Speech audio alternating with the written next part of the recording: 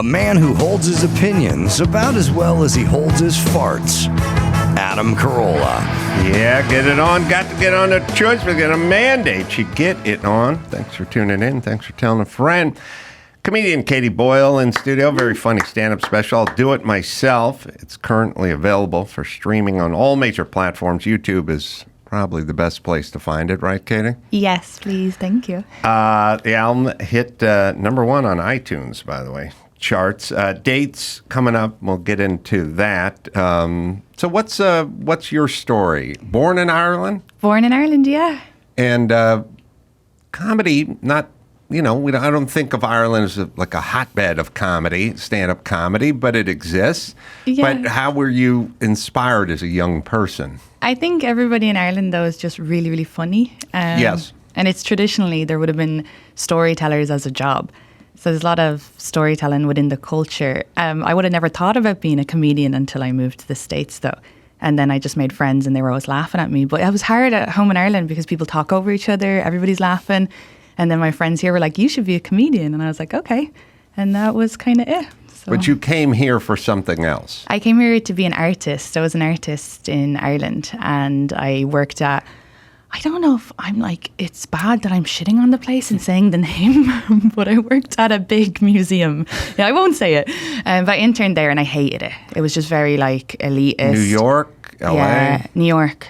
And they were using really... Galas there? Yeah, I don't know. No, not the Met. Oh. No.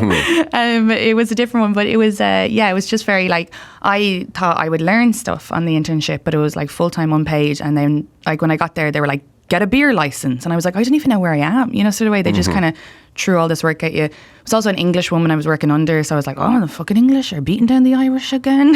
Oh, yeah. There's beef. Yeah, no, but it just was a lot of the other people who were interning were coming from really rich families, which I'd never met really rich people like that before. And they were using 4-syllable words. I can't be understanding that.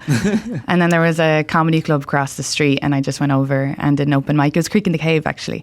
And that was it. I just loved it and stopped doing the art world. But yeah. You stopped that fast, though? I mean, for most people, there's a steeping phase. I'll use a tea reference where, you got to hang on to your day job for a few months or years or something. Well, I always bartended even during the internship because the internship was like 40 hours to more unpaid. So I was always bartending. Oh, okay. So I bartended for years while doing comedy as well. But no, because with art in Ireland, I was actually an artist, and I had like tools. What kind of art did like you do? video and installation. Oh, really? Yeah, my dad said he didn't understand it, so that must mean it's good. Yeah. But yeah, it's really hard in New York because I was working as like helping artists, but not getting to do the art, and then I didn't even know how I would get into like a studio. Whereas then when I started comedy, you could be creative with paying no money on tools or. I didn't have to rent a space. So I found like a creative outlet without having to worry about trying to like get, make installations, if that makes sense. So it I feel like it was a good transition. Yeah, there's something about art, or I should say stand-up, which is, I just got off the phone with Jay Leno, and he was telling me that, he's going out of town this weekend, and he says he just comes into town, does his jokes, gets paid, and goes home. And then he goes, if you're in a band, you got to find a bass player, and the guy's got to be semi-sober. And I go, I know, Jay, you got to do a sound. He's like, got to get there 2 hours early, do a sound check. You got to get gear. You got to get gear and roadies and whatever. And he said, I know. You'd walk in, do an hour, get paid, and go home. And I said, isn't it funny sometimes when the theater asks you to get there early to do a sound check? And he goes, I know. I don't even know. Just hold the mic. Is it on? Then we're good. Yeah. You play a lot of theaters that have like big rock acts play. So when we do sound checks, they have a huge crew, and then I tell them what we need: just a microphone, a stool, a clock, and they're just like, "What?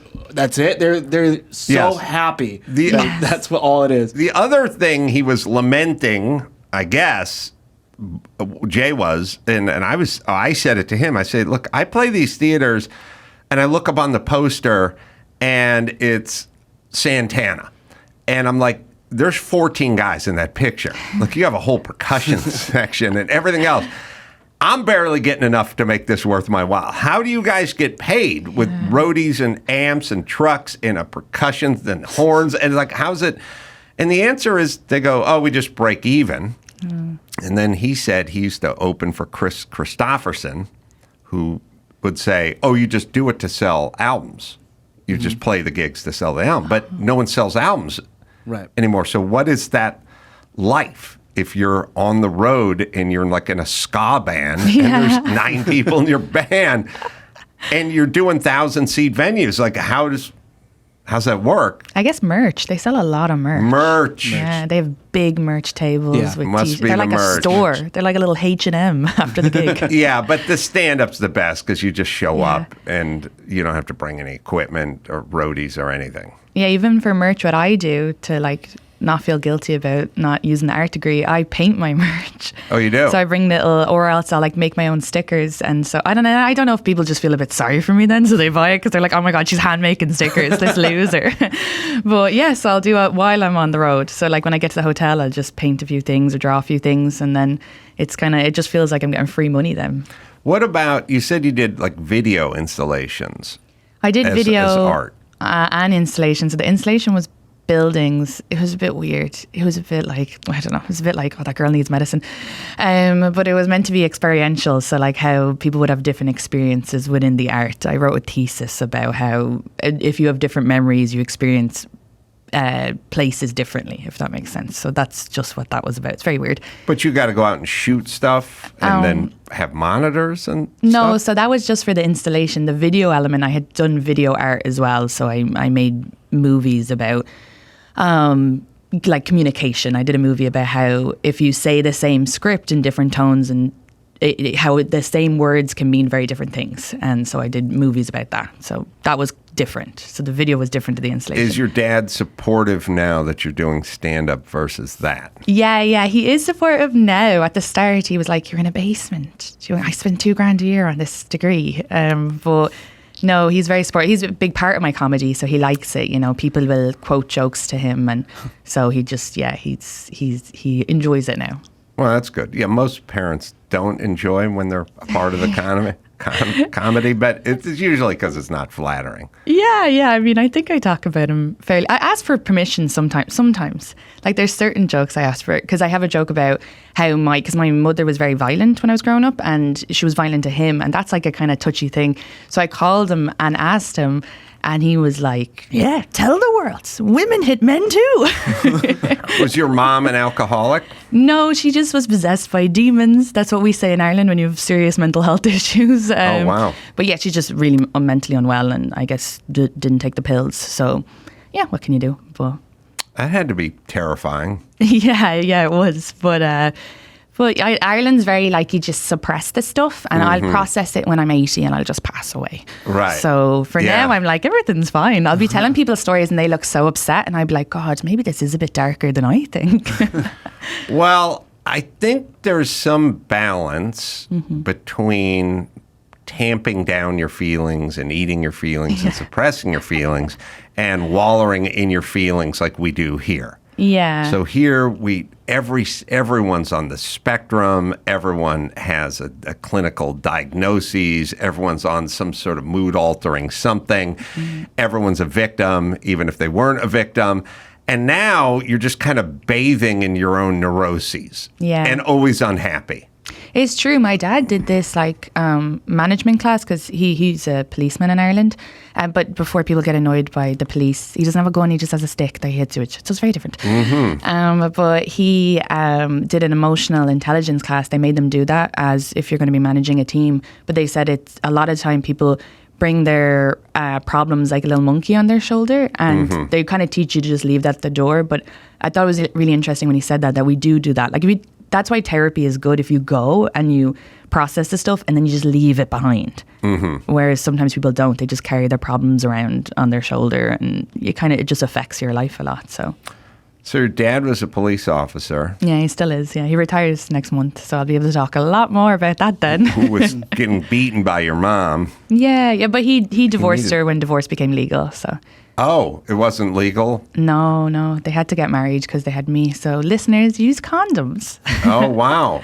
Yeah. So your Catholic. mistake. Yeah. Mistake. I think he was like meant to go play Aussie rules in Australia, and I think I like ruined that, but it's okay because then he met my stepmom and had my brothers and sisters, so everything works out. Oh, okay. But yeah, mistake. Yeah, listen, Who isn't? Come on. we have to come up with a better term than mistake. Yeah. You know what I mean? I mean, majority of people are mistakes. If I have a kid, it's a mistake. I would say, I don't know exactly what that number is, but it has to be 70 percentile. Who's deciding? Oh, okay, I guess. You mean who's deciding before they go into the bedroom, we are going to attempt to have a child? Yeah, I think it's rarer. Surprise. Yeah. I'm an accident. Yeah, I don't think there's any way me and my sister were on purpose, because you could never tell by the way my parents acted. Like, that's certainly not something they wanted, not by their behavior as adults. You know what I mean? Yeah. No, 100%. I also don't think this is the first generation of people who are learning that you don't have to have a kid and you could like have your own money and travel and stuff, So it's the first, specifically for women, this is the first generation where they're being told you don't have to do that. That doesn't define you. You're like, wow, okay, I'll get a cat. I have 2. Yeah, I'm trying to think. I have mixed feelings on it, because I have feelings like, yeah, it'd be nice to just do what you want and spend your money on yourself and travel, have freedom, not have the obligation, But then a certain amount of gravity and obligation is necessary or good, even if it doesn't feel good. Like, if you go to an extreme, you go, okay, then what would the extreme be? Well, that would just be someone gives you $1 billion and says you never have to work or brush your teeth or do anything. Just do what you want all the time. And that never turns out right. Yeah. So I guess the balance is some obligation. Yeah, but I think we do have a lot just in life in general. I also just think it's just too expensive. Kids? I think if you have $1 million, if you give me $1 million, I'll fucking pop out a few kids for you. Well, we'll talk after the show. I mean, I can at least put a deposit down on a kid. I don't know if I can raise that kind of cash right now. Yeah, layaway. But layaway, like literally. But so it's interesting when people talk about kids, because they go, well, you got orthodonture and private school, and then what college are they going to, and then tutors and all that. You go, it's so expensive. And then you go, or you could raise your kids like me and Chris got raised, which is nothing. And then somehow here we are. Yeah. You know what I mean? Like, move to Ireland where it's pretty cheap.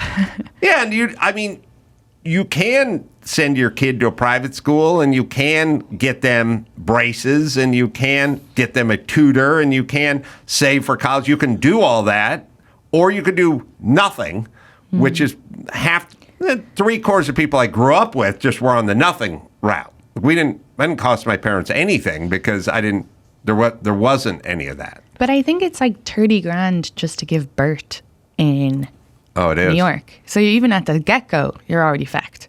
Oh, So really? it just really depends on, if you have 30 grand or if you have healthcare. So there are those little things. I think even just the basic things if you have healthcare. So do you see yourself ever having kids? I don't know. I just feel like you never even know what tomorrow is. So, What if but I'm you met 33. a man who really wanted kids? Then what? Probably, yeah. I'm usually just a go with the flow. So if they were like, yeah, I'd be like, all right. Sure. Yeah, let's see how it goes. But right now, no man, 2 cats, travel a lot for work. So, but I'd have to meet a man, I guess, within the next 2 years. Do you want a guy that's in the industry, maybe a comedian, or would you like a civilian? I don't know, to be honest. It just really depends. Because if they're a comedian, they have to be okay. They can't be competitive. Right. Can't be jealous. Well, there goes the comedian. I know. In your There gotta special, be. you talked about dating a DJ because you guys had the same hours, but it didn't work out. No, that guy he was a bit weird. Did he have a stupid name at least? Oh my God, I can't even. Oh, I remember his name. No, it's just a regular name. Oh, Yeah. I yeah. love it. Stupid fun. DJ name. Yeah. He just had his last name. That was a red flag right there. I know. He was hot though. Yeah. Oh, yeah. Sometimes. But I dated a comedian for a few years, but he was younger and he's really lovely. But he was not, we were on completely different levels. So there was never any competitiveness or. You were much higher up the food chain. Yeah. And like he's 5 years younger than me. So I was doing a bit of it might be a bit bad if I were a man, you know. But, did you think he was funny? Yeah. I think he was funny, but I think, and he knows this, I think he's a little, I don't know, he doesn't work hard enough. And that was probably an issue near the end of the relationship because I worked so hard. It's hard for me to be with someone and see them wasting potential. But I said to him, as a friend, that's totally fine. If you want to just fucking sit in your arse and play video games as a friend, but as your partner, I can't watch that. And in fairness to him, I think that gave him a bit of a kick up the arse. But yeah, we just became friends at the end. That's hard too when you're dating a comedian and you get on well. I don't know, yeah, we were just like friends near the end of the relationship. But yeah, I wouldn't mind dating a comedian again or a normal person, but then you're gone on weekends. It's more, will the normal person have an issue with you? I can't go for brunch with your friends on a Saturday morning. Are you on the road almost every weekend? It's been picking up a lot recently since I got signed, which is great. But and I have more expensive rent now, so I have to be be out in New York just to afford to live there. Oh, you're in New York. Yeah, I have my own place. All right, so let me ask you a question. Sure. Nothing to do with Ireland or boyfriends or anything. I don't know how you find what's driving in Ireland like. How are the drivers? I think it's not great. I never drove because I went to college, was on the bus route, and then I moved over here. It's really bad. My dad said it's bad, but people crash cars a lot there. There's in Ireland, big drink driving. Oh, issues. yeah, that makes sense. Thing, yeah. I mean, no, you're like those alcoholics, of course. Always drunk. Well, it's because a lot of the areas are rural and there's no Ubers or Lyfts or there's no taxis, so you just kind of have to drive home. But I know it's been like every time I open the Irish news, it's another like drunk driving accident. So I think Matthew Broderick killed somebody in Ireland. And it ruined that lady's career. She was so guilt-ridden by it. You know, you're one who did, she was in Friends. She was Barry's wife. Oh, she was in that sexy dancing one. Oh. Showgirls? No, that's very sad. I'm from Ireland, okay? So she just showed her shoulder and I was like, what is this porn? Anna Gallagher? Someone put on my screen. I don't know who that is. No, she was the one Dirty Dancing. Okay, you're talking about Jennifer Grey? Yeah, she said that really fucked her up. I was like, really? That really messed her up, yeah. So he's in the car with her in Ireland in 1987 or something, or whatever it was. He's driving on the wrong side of the road because he's used to being on the other side of the road. Right. Gets in a head-on collision and kills somebody. It was a mother and a child. 2 people. Yeah, that's what I believe in. See, you're the right person to talk to about this. Because I Yeah. talk to friends stateside. They're like, I don't know what the fuck you're talking We're about. like, we've signs against Matthew Broderick. Oh, no. I mean, that shit happened before you're born. Yeah. No, I just... But that the legend lives on. Yeah, it's yeah, for passed sure. down from the elders about Ferris Bueller coming Like- over here and offing 2 of our citizens, You want right? that story? Watch out Yeah. for those Americans. So 87. What? You need to yell when I get the exact right date. I nail the dates on everything, and these guys go, yeah, it's I'm 87. desensitized. 87? Yeah. That's a random number from 40 years ago or 27 years Yeah. ago or whatever the hell it is. That's 87, not 88. August 5th, 1987. Right in the middle Right of 80. there. Smack dab in the middle of it. Now, I'm Couldn't be more 87 than It's not that. like I run the Matthew Broderick fan club or anything. I just sort of remember, I was like, I kind of remember He does hearing this that a lot. story. And then where was I? 87. Yep. Same year. All right. While driving a rented car outside Tempo, Northern Ireland. You know where that is? I don't know where Tempo is. I know where Northern Ireland is. I think I know where Northern Ireland is too.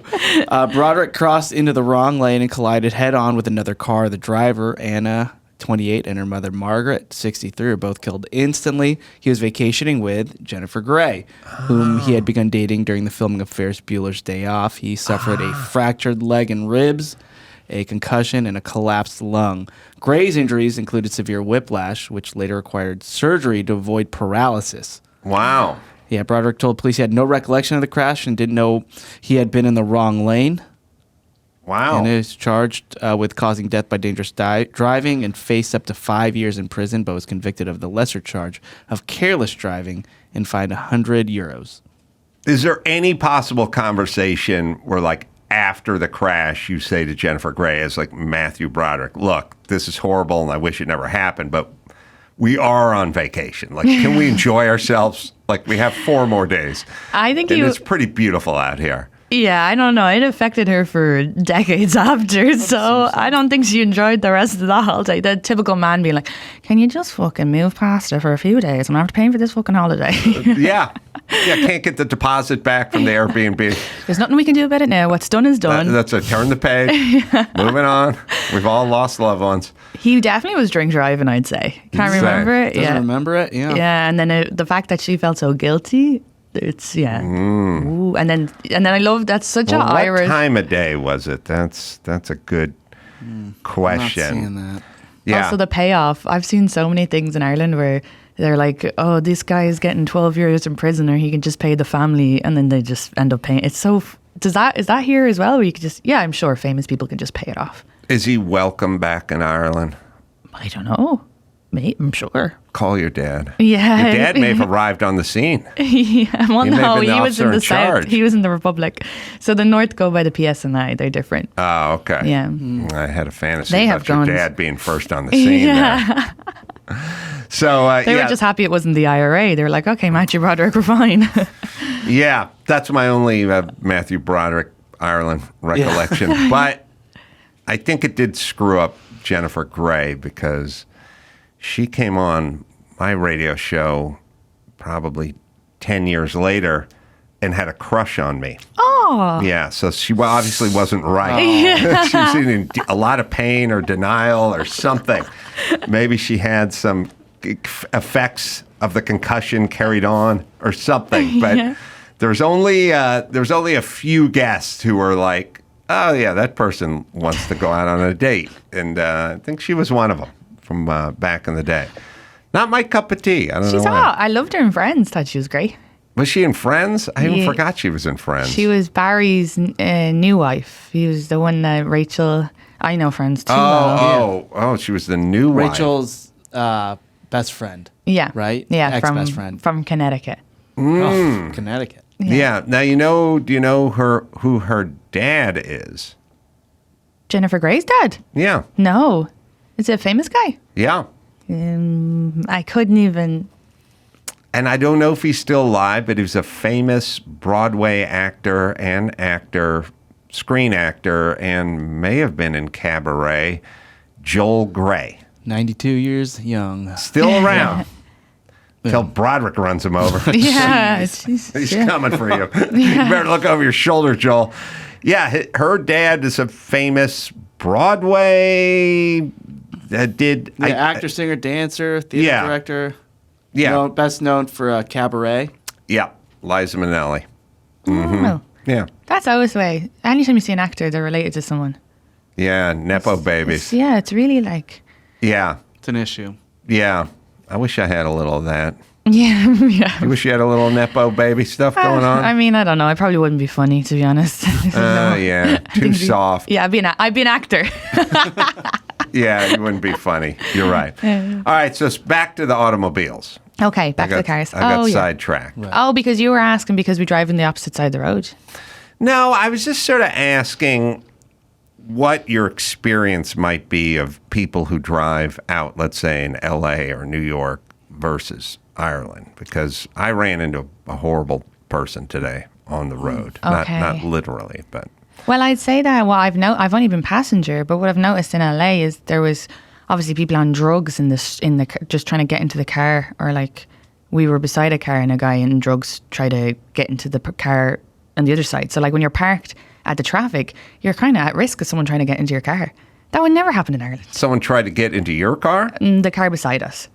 Like But- a guy got out of it? Like a Like guy he went walked and he across opened the the freeway? boot and then he tried to get in and the other guy was like, ah. Now let's see, the boot's the trunk and the bonnet's the hood? Yeah. But yeah, so that's kind of just seeing people walking in the streets, I guess, is a big drug problem here. Yes. Yeah, that's true. So you wouldn't see that at home. And then, Yeah, at home people always like nod at you, even if you don't know them. There's this like car wave thing that I guess people don't do here. They're better. I miss that. It's a bit friendlier. And then in New York, we don't really use cars a lot in New York. So I think people are a bit more dangerous driving here. Yes, we have drunk driving as an issue, but you kind of just like speed up and give the finger. A lot more road rage, I would say. Here. Beeping. You can't be beeping in Ireland. That's so embarrassing. Oh, no honking the horn, huh? Yeah. They don't, it's frowned upon. There was a really bad accident in Ireland, though. It's a dark story. Will I tell you? It can't be darker in the whole... It's darker. Darker. Irish people, when your parents even call you, it's like they just call you to tell you a really dark story. Like my stepmom called me to tell me this a few years ago and then was like, anyway, have a nice week. But there was a guy on the motorway and he stuck his head out and a car was going past, so he got decapitated and then the head bounced along the motorway. Really? I don't know why I think that's so funny. But it's so dark. The poor man. But that was wild for us because nothing like that happens in Ireland. So, Yeah. oh God, if the family are listening, sorry about that. I shouldn't have laughed. I don't think they're listening though. A few years ago, somebody got in a car accident on the freeway here and was launched out of like through the windshield Oh, Jesus. onto the freeway sign up top. Oh, yeah. Died. Yeah, And just, take yeah, that, landed Ireland. there. Yeah, you're right. That's Put that in your pipe and smoke it. Yeah, you're Or- right. You got better accidents. That's as called well. a heard- Tuesday out here. I heard in Massachusetts, like a couple days ago, a guy got into a car accident, and then a bear came and pulled him out of the car. And help them. Oh, I'm telling really? you, Yeah. it's because of that bear TikTok. So do you know the bear TikTok? Now, No. if you don't have Venmo, I'm presuming you don't know the bear TikTok. But I told her complaining about Venmo. in great confidentiality that I didn't have Venmo off have the I been air sending and money that she to? blabbed Yeah, that. Oh man! Yeah. Well, so the TikTok is, you know, the way women are like hurt by men a lot statistically. I can't say that word. See, how could I talk to our elite people? I can't even say their words. Right. But the TikTok was, would you rather be in the woods with a bear or a man? And so Oh, people were that doing- one. They were doing That, really, This is that insane. one. but that's funny that bear pulled him from the car. And Yeah. there was a story of a girl in some poor country. I actually cannot remember the country now. But she was kidnapped, a young little girl, and they kidnapped her and tried to sexually assault her, and a fucking gang of lions came and saved her and stayed with her till the police came. Really? Isn't that mad? Yeah, I'm sorry. I go with wild animals over a strange man. Yeah, what is any this? day. What is this TikTok challenge? So it's you're in the woods. Would you rather be with a bear or a man? And most women are picking the bear. I will say though, if you go by, again, I can't say this word, the statistics, most women who are hurt by men, you know them. So honestly, I'd pick a strange man, a bear over an ex-boyfriend. Over that DJ asshole. Yeah, not my comedian one. He was nice, but everybody else was fucking a bit mental. I loved a mental man. I love, when tragedy strikes twice. Like in LA, there's guys that get hit by a car and then they're laying on the ground and then guys run up to help them and they're trying to pull their wallet out of their pants. And it's like, wow. What is happening? Also, like, what kind of criminal are you that you just sort of walk around just looking for targets of opportunity? Yeah. Like, well, I was out, but no one got run over, so I couldn't rob anybody. But I got to wait till somebody gets hit by a moped, and then I'll just come on, and then I'll just start pulling their purse off of them while they're bleeding out on the street. Like, what the fuck kind of animals are you? I guess it's just like, he's gonna die. He's not gonna use this. Yeah, most of them make it. They just make it without their wallet now. And then they got, to get airlifted into the medevac place. And then they went, could we have your insurance card? And they're like, I know my wallet was taken. Well, I'm sorry. You're going to have to get in line. Yeah, they don't have their Blue Shield card. All right. So here's the person I'm asking about. Okay, great.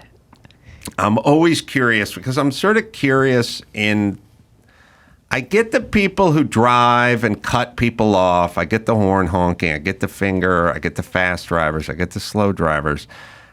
I accept all of it and participate in some of it. But then there's a driver who's out there who I encounter a lot in California. And that driver's a sort of, my question is, how did you think driving was going to work? Like, the people when you're like, you're backing out of a driveway slowly and there's a van parked and you can't see. Right. And then at some point you see a car's coming and you stop. And then the person goes by you and they throw their hands up. They're laying on the What the horn. fuck? And it's like, what were your expectations in terms of driving? I was slowly, cautiously backing. I stopped. I saw you, and then I stopped. Yeah. That's how driving works. This is how it works, you know? And so I'm leaving this morning. I'm in Malibu. I'm pulling off my street onto PCH. PCH is always busy, and you got to wait for an opening. There's no signal where I'm at. But as I come pulling out toward PCH, I see there's an opening. And I'm like, oh, I got this. So I start to go for it, to turn left. And then I see a guy in a Tesla who's in the lane closer to me, moving at a pretty high, rapid pace down PCH. And I see him and I stop immediately. I'm not in the street. I'm not in his lane. I'm not impeding him. I'm not going to make contact with him. He gives a honk, the initial honk. Now, you tell me, I think this should be the rule. I stopped before you honked. So you're not allowed to honk because I saw you and I stopped. But I stopped, and he then honked. He's about 100 feet away now, moving down PCH. And then as he goes by me, he honks again and throws up the what the fuck hands. And I'm like, is it okay if I drive? I guess what I'm saying is I'd like to sit this guy down and go, let's just go over the rules here according to you in terms of driving. Let's just start with the basics. Is it okay for me to have a car in your world? Is that okay? And he'd go like, yeah, okay, fine, you can have a car. Okay, good. Feel like we're getting somewhere. Yeah. Would it be okay for me to drive on days you drive? Would that be okay? And he'd be like, oh, now I got to kind of think about that. Okay. Can we assume that other people have places that they're going as well as you? Yeah. Now, it's important that you're going down to get brunch. That's fine. But I have to go to work. Is that all right? Or shall I walk or get on a donkey? Like, let's just break it down. Okay, so it's okay for me to own a car. Yeah. Okay. And it's okay for me to drive to work? Okay. Okay, sure. All right, if you got to. We'll give you that. I'll give you that. And then what about when you're driving your car? Is it okay for me to be driving my car simultaneously? Well, okay, fine. You're asking and then a lot. when I'm trying to get onto PCH, should I hire a valet to stand out on PCH with a flashlight or put a cone down? Yeah. Or is it okay for me to creep out and see if other people are coming? And then react accordingly. And then when I see somebody coming, I stop. Is that okay? Is it okay for you to honk? Yes, you can honk. But what's with the second honk and the confusion? Like, these guys are beside themselves. Yeah. The guy looks at me, throws his hands up, honks as he's going past the front. My car's not on PCH. I'm still back. I'm not in. He doesn't swerve. He doesn't do anything. He just honks again and gives me, what is this world coming to? And how am I supposed to drive with maniacs like you out on? But my feeling is, what is your expectation? Right. And man, you must be disappointed a lot. Yeah. If this is how you go through And life. I think about, like, how did this guy get a Tesla? He's 61 years old. He's driving a $100,000 car, and he lives in Malibu somewhere. Like, he's not. He didn't fall off the turnip truck. He has a college degree. Like, he must understand society in some way, shape, or form. Why is this surprising and exacerbating to him? And then how does he want me to feel? Like, I'm just going to go, oh, man, can you take some what's your Venmo? Yeah, What do you want me to He do? definitely I does not saw have you, Venmo. and then I stopped. I don't know what else. And you didn't swerve. You didn't do it. It's a long kind of sweeping corner. Cars move at high rate of speed, and you can't really see around it. So you kind of inch out. Then I saw you, and I stopped. And you were probably speeding, by the way. Yeah. But okay. Why the hands up and the eye-to-eye consternation look as you go past me with a second honk? What are we looking to achieve here? It's because it's not what it's about. He obviously had a fight with his wife in the morning, or his husband, whatever, or his assistant, and then they just used that instead, and they had to hold it in. They couldn't say anything, and then someone does something that they think is slighting them, and then they just get mad. So it's nothing to do with the rules it's just a way of getting their anger out. He's it's the monkey on the projecting. shoulder again. Yeah. Yeah, that's always when people freak out randomly. You're like, this is not about me. You're having a bad day. Dr. Drew has a theory. Dr. Drew. Mm-hmm. Who's Dr. Drew? He's a doctor. His name is Drew. And he's occasionally on television. Sounds like a rapper. Yeah, got a little of that. Although he predated Dr. Dre, I think. So I was speaking to him. Yeah. And I think I know what it is. Did you call him after this incident? I did. I needed some counseling. Yeah, the therapist. No, told you actually, that. he called me 5 minutes later, which was a big mistake because he wanted to talk about something else, and I had a head of steam, so 40 minutes on me screaming about humanity. Here's his theory, and I think he's right. When you surprise people, that's when they react. Now, I wasn't surprised. I saw him, and I stopped. He saw me a moment later and went, oh, shit, but I'd already stopped.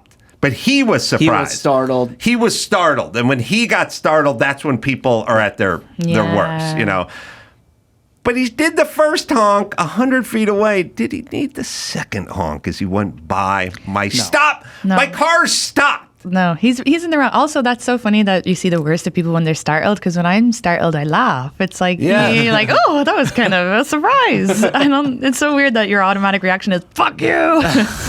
This is I think it's a lot of narcissism going Yeah. around. Wait, what would that sound like if you said it? Narcissism. Okay. Yeah, just That's a few good. more vowels, I think. You know what, though? Because Tori, you met her outside. I don't know if you know her, Tori Biscuit, but she drove me here. And every time she tried to turn, I noticed this with the drivers, she has her blinkers on, but they don't fucking let her in. And she's like, please, please, please, please. Yeah. And then they speed up. What's with that? That's really rude. Yeah, Why is everybody in such a rush? You can let her in. It's not. We hate gingers here. Oh, that makes sense. Yeah. She's a ginger. Sorry. I didn't want to say it to her face. But She has no soul, according to South Park. soulless ginger. Speaking of red, in Ireland, you can't turn right on red. Oh, I was thinking about Oh, yeah, that that must be confused me weird. too, that I Yeah. had to walk across the street while cars were coming. Yeah. Oh, it's madness. Yeah, that's how we roll. Except for yeah. most people are pussies and don't. But Don't do it. It's so weird. Yeah, in Ireland, but it's maybe because there's less people. Here, you're like, we don't have time We to don't be have letting the time. We people don't have walk time. and wait. We hang our hat on. Yes. Turning red on red. Yeah.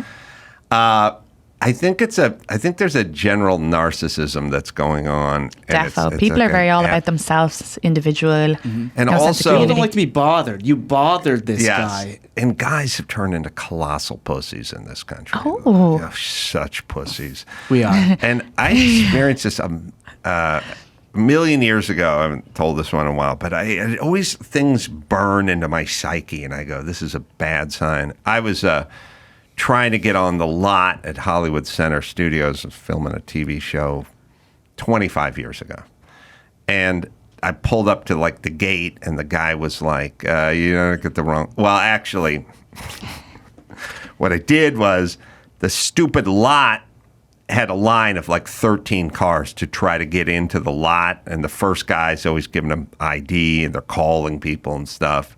And I worked on the lot, so I was like, I work on this lot. I have my the guy waves at me, and I Yeah. drive right through. We don't have to call people and get guest lists and stuff. So I went around, and I went in through the outdoor.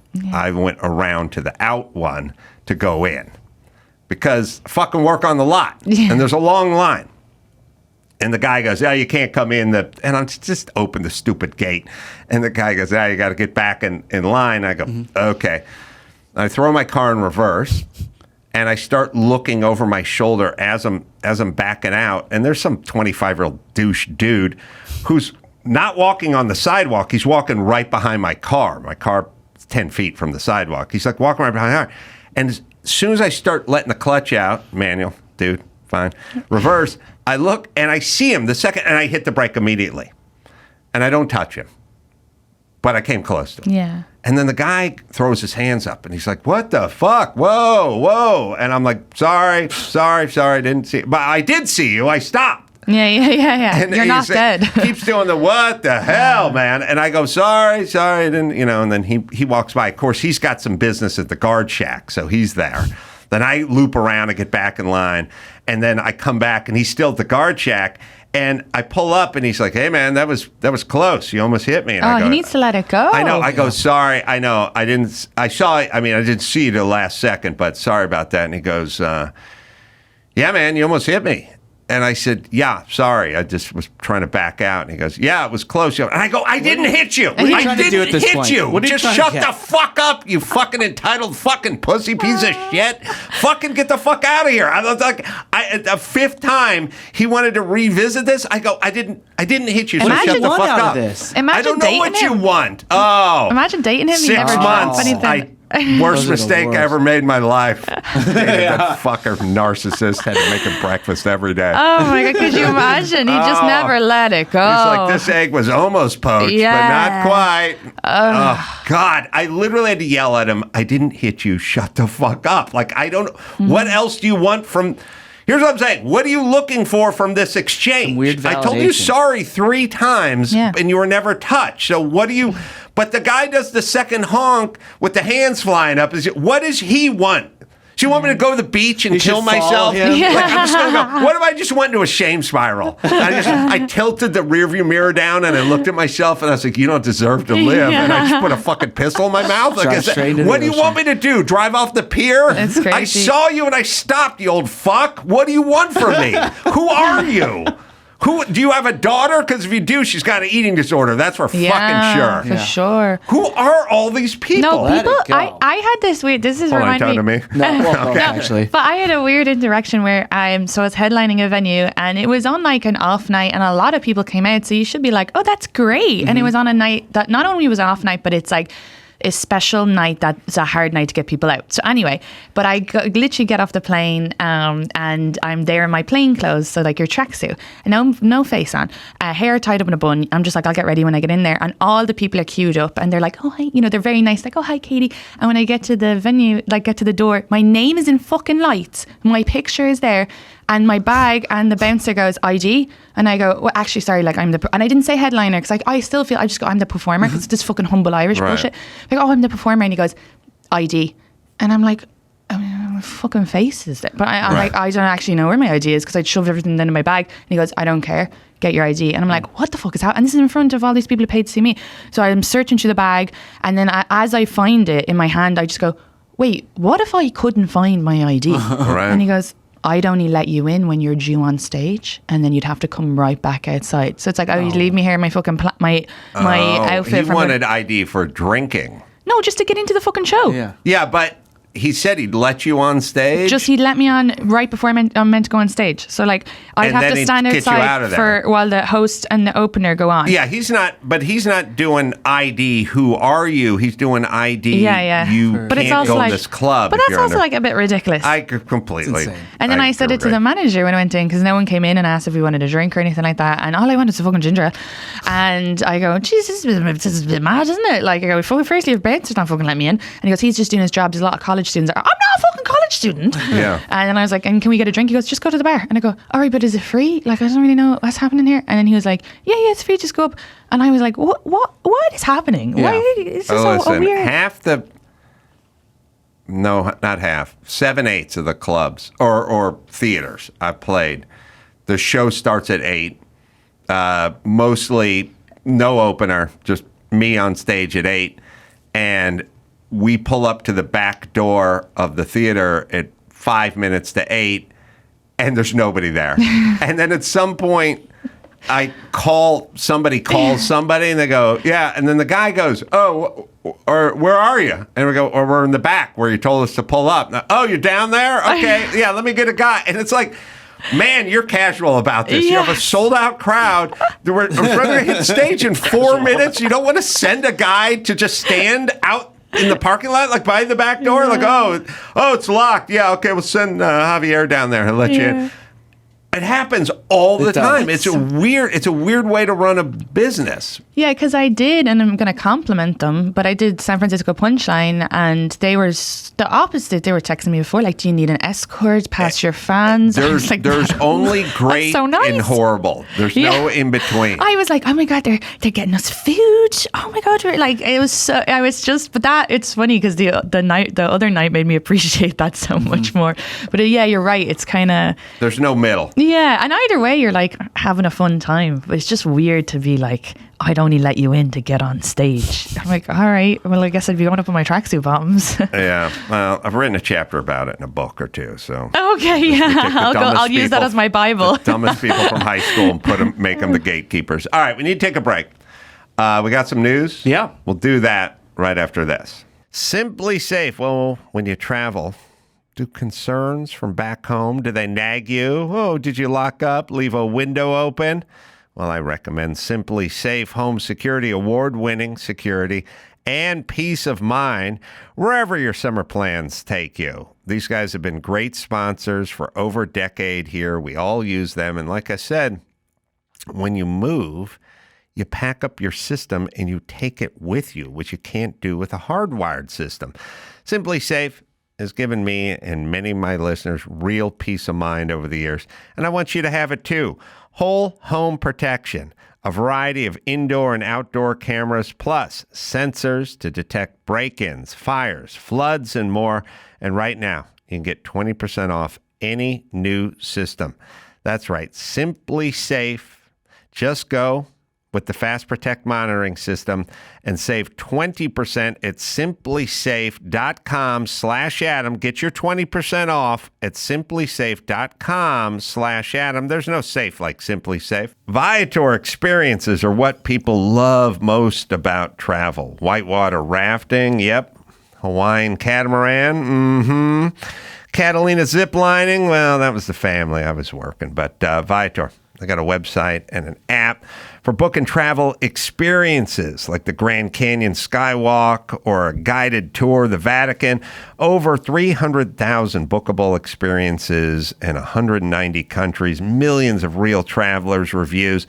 So you can get the information you need for the best activities for your trip. Chris used Viator for his honeymoon, right? Yeah, I used it to take a tour throughout the rolling green hills of Tuscany. Met a lot of amazing people. I actually ran into them again throughout Italy, and I'm still in touch with them. Well, that's what you do with Viator. There's always flexibility and support with free cancellation, payment options, and 24/7 service as well. Download the Viator app now and use the code Viator10 for 10% off your first booking in the app. So have that experience. One app, over 300,000 travel experiences you're never going to forget. Do more with Viator.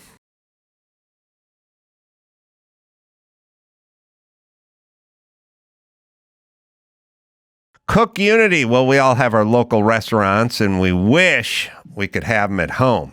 That's right. I even stole the salad dressing recipe from a place in Vegas because I wanted it for home, but we wish we could get that experience in our home. Well, that's where Cook Unity comes in. It's the first chef-to-you service delivering locally sourced meals to your door every week, cheaper than delivery.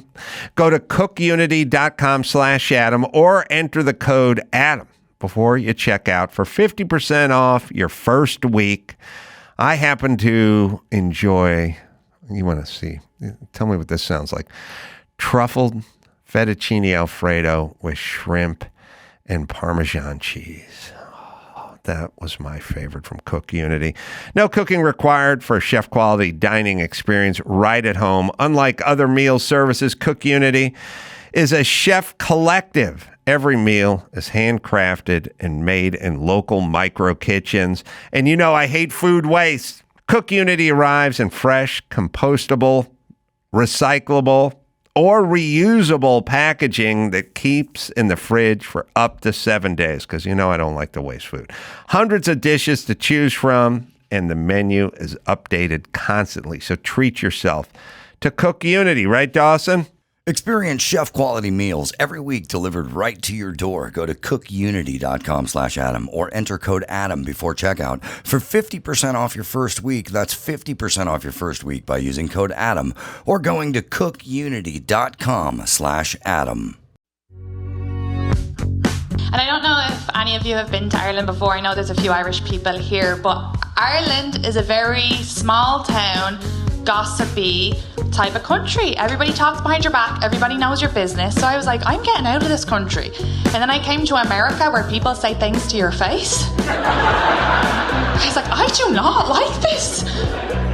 I smoke cigarettes, but Jesus, people are very vocal on hating cigarettes. Oh my God, especially in New York City. They'll give you side-eye while you're having a cigarette while they're on acid. I had this young woman, she was like 14. She could have been more than 14, and she left her life to come into my life, a stranger, to get mad at me for smoking cigarettes. She goes, oh my God, don't you know smoking kills? I was like, yeah, you should start.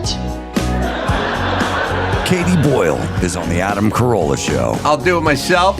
Name of the special, and YouTube's probably the best place to find it, right? Yes. It's on YouTube. It's on all your album platforms. But yeah, YouTube. I like YouTube because people write little comments and then I can reply. And it's a full meal. It's like an hour and 10, 12 minutes or something? Yeah, it's extra. So I think it's just an hour on the album, and then I included crowdwork. So I didn't have a host or opener. I just did crowdwork up top and then did the hour. So yeah, that's extra on the special. And if you don't like crowdwork, some people will come and go, oh, I didn't come here for a crowdwork special. I'm like, skip to 8 minutes, because then it's just material. The crowdwork was your opener. Yes. I wanted to do that so that I could link the jokes with the people, if that makes sense. But yeah, I'm glad I did it. A lot of older male comics were telling me not to do that. They were like, don't break the wheel before you've got on the car or some fucking thing. But then I talked to older female comics and they were like, fuck it, have fun, do your thing. And I'm really glad I did it that way. Yeah, they wanted you to fail. Yeah. I know. I flipped the script, but the guys were looking out for you. I don't care. I'm delighted. I'm glad I did it that way. Laws were out. All right, we got some news. Yeah, well, so I don't know if you've connected with your family through that this portal that links New York City to Dublin. So we can't have nice things. I know. So it's this screen. There's a screen in New York City. It's right by the Flatiron Building, and it's a live stream, and it streams directly to another screen in Dublin. So people from both sides of screens can meet up. They can talk. They can see each other. It's all in real time. It has now been temporarily shut down. Is there about a 5-6 hour time difference there? I don't know what the time well, difference it is. might just have different. Yeah, it's 5 hours. Okay. So I guess when you're looking through it, it could look like nighttime, depending on when. But it's only 5 hours. Yeah. So I mean, and people are reconnecting. You'd see family members. There's a proposal on it done through it. Like it's beautiful until recently, because it has been shut down by the Dublin City Council because people in Ireland have been doing some crazy stuff. Oh, really? I mean, we had one girl. She flashed all the people on the New York side. So this is an OnlyFans star, and she decided to just in Ireland, and she's flashing New York City. Then Can't be doing that to Irishmen. They'll implode over there. They're not used to that sort of. Another guy snorted some what looked like to be drugs in front of everybody. People are mooning New York. People are showing videos of 9/11. People are on their screens. They're just showing people in New York videos of 9/11. They're just doing all this stuff. And yeah, as Katie said, we can't have nice things. Yeah, and they've been temporarily shut down. No, because we're animals now, and we can't have robots that deliver pizza because someone's gonna spray them and then spray paint them and then rape them by the side of the road and stuff. Just can't have normal, nice things. Society has declined to the point, and I would have thought this was all coming out of New York. Yeah, no. Irish people though will do really offensive things, thinking they're just being hilarious, not realizing it's just really offensive. Does that make sense? Like the 9/11 thing, they probably thought this is the funniest thing and they're gonna love that. Yeah. They don't think that they're being mean or nasty, but then people over there looking going, my fucking uncle was in that. What the fuck? Or we're literally. But there was one American guy who put up a picture of a potato and he was pointing at the Irish people, calling them potatoes. Oh. I think that's hilarious. Yeah, everyone likes a good famine joke. Yeah, I know I do. I like famine, ethnic cleansing. That's kind of my wheelhouse. In the joke department. Yeah. Well, same. I do a joke about the potato famine was really constructed. I get very conspiracy theory with it, but it is a genocide. So yeah, don't even get me into That's it. Right. So that guy's got chops. Yeah, we can't have nice things. Yeah, that's the new world order. I mean, it's kind of a beautiful idea. It's kind of part and parcel to in Los Angeles where they go, listen, don't go out with a nice watch, or if you have an expensive car, make sure it's I don't know. We should just be done then, evolving. Yeah. Technology, working, buying jewelry, handbags, like whatever. Just you put a target on your back if you walk out with a Rolex. You know what I mean? It's just we're coming undone as a society. We got to get religion. I think we need religion back. Not for me, but for everyone else. I don't know. Religion's been pretty bad. It is, but it keeps people in their lane. Like it's shameful, and it shames people, and it keeps people from getting off the road, like Matthew Broderick. Yeah, but if it's religion, it just has to be like, because the problem with religion is people are so narcissist with it. They're like, my God is the real God. And you're like, who knows who's God? If it's religion where you're like, I like this and this keeps me going, I get to meet people, I go to church, grand. But people get really fucking, you got to be with my God. Look at it. And I agree, but as religion fades, this kind of crazy behavior, we need judgment. People need astrology. Religion, astrology. We need something to keep people in line because we're all just atheist banshees now, and it's a mess. It's a mess. Mm-hmm. All right. Well, in Alabama, there's a story about a police officer. Well, so there's this guy. He wakes up early, takes the son and daughter to school, and he's driving, and he gets pulled over for driving above the 25-mile-per-hour speed limit. And so when he gets pulled over, he asks the cop, "Hey, how fast was I going?" And the cop goes, my radar gun was broken, but I was driving on cruise control, and you're driving faster than me, so I know that you're past the speed limit." And so he writes the guy the ticket, and then he stands in front of his car, the guy who got the ticket's car, and he wouldn't move. So the guy, his name's Burks. Burks says, he was sitting there, wouldn't move. I asked him politely at least twice. I said, "Sir, step back and get out of the way." And he said, "You can go around." The cop said, "You can go around me." And so Burke said, "Get your ass out of the way so I can take my kids to school. That's why y'all underpaid, because y'all act dumb." And then he leaves. Mm-hmm. He goes to court, prepared to plead guilty, pay the fine, pays it. And the judge says, also, you must write an apology to the officer for allegedly having cursed at him. And if you don't, you will spend up to 30 days in jail. For using the word ass, because he said, "Get your ass out of the way." And Burke's is like, "Whoa, ass is in the Bible. That's not a curse word." So he's fighting it right now. But he has to write an apology to this. Well, cop. if the cop was sitting on a donkey, and he said, "Get your ass out of the way," biblically, I think he'd have a leg to stand on. But if he didn't have the donkey, right. Even if he wasn't on the donkey could be blocking the car. And that's the say, biblical "Get your version. ass out of the way." Then that's biblically strong. Right. I think any decent lawyer could probably get you off that. Minus the donkey, and I don't know if there's a donkey there or not. I'm not seeing a donkey in the reported. article. I don't see a donkey. But it doesn't say there wasn't a donkey. You're right. So all right, it's so still we up don't in the know. air. Yeah. Minus the donkey. Now there's an ass-related situation. Yeah, I hate when cops just sort of abuse their power, and I think that was it. Need a written apology. Yeah, he's being that's very controlling. And then for the person, it makes you feel like less than. So yeah, I don't like that. Just get over it. He's paying his ticket. Yeah. And ass is not the worst thing he could have said. He could have said a lot worse. Ass is almost not anything anymore. I mean, in our world. Yeah. I'm more insulted. I'd be more insulted if you called me underpaid and dumb. Yeah. Yes, for sure. Call me that's all you want. Yeah, dumb is worse for sure. Yeah. So, I don't know. That was just the cops. Okay, it's an imbalance, and the problem with cops is you shouldn't trust anyone who wants to be a cop. But once, not your dad, of course, he's one of the good ones. I mean, he's also a farmer and he breeds horses. It's different in Ireland. Yeah, it's like he more doesn't of even have a gun, this guy. It's totally different. But I think here, the way the police are trained, because the police in Ireland everybody knows them, they're so friendly. And I know we don't have it's different because it's a small country, but they're just really skilled with their words because they have to be.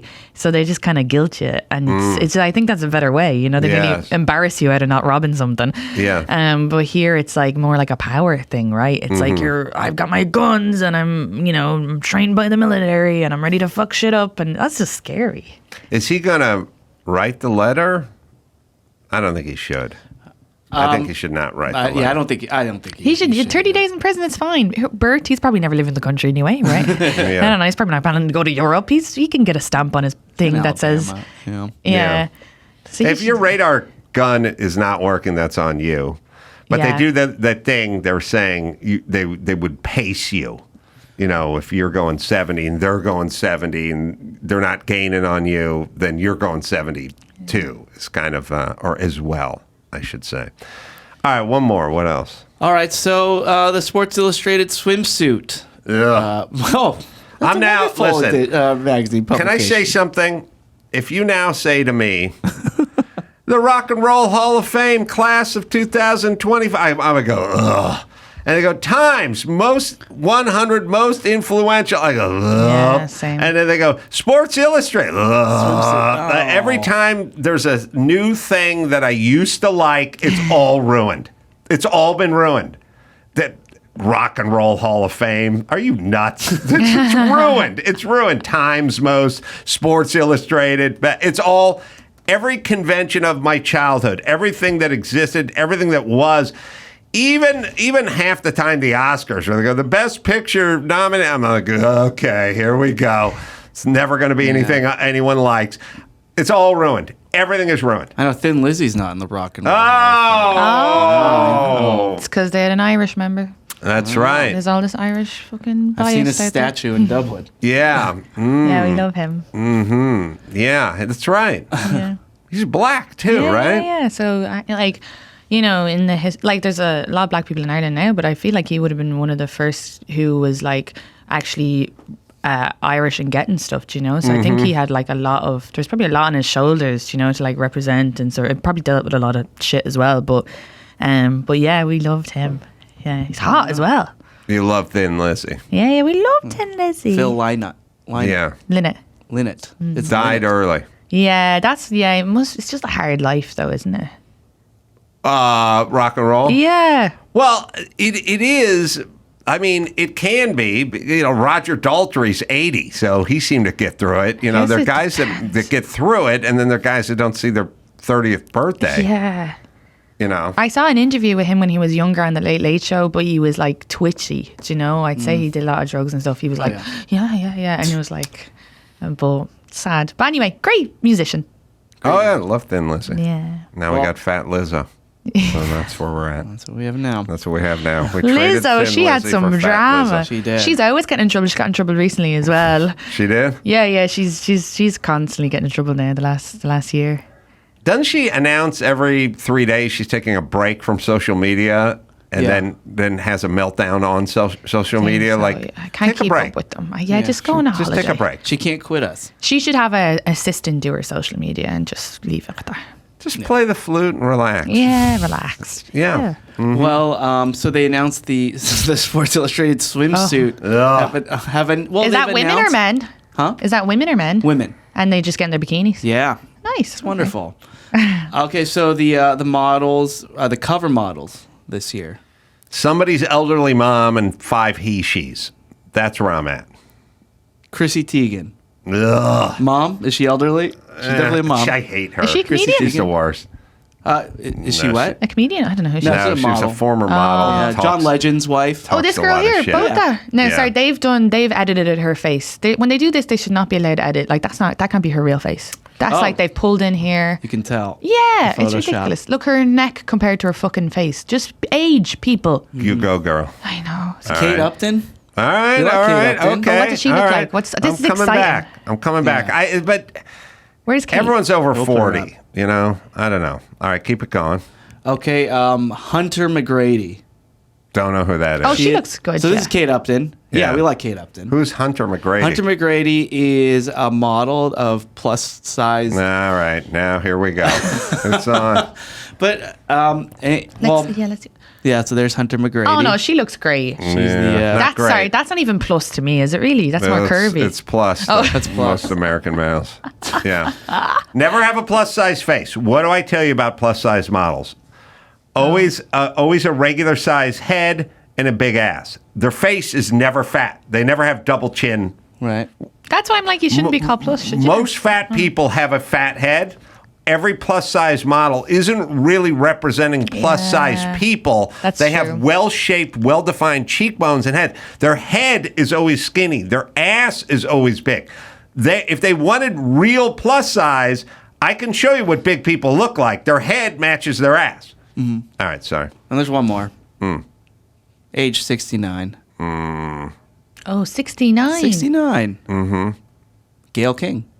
No. Okay. It's done. It's over.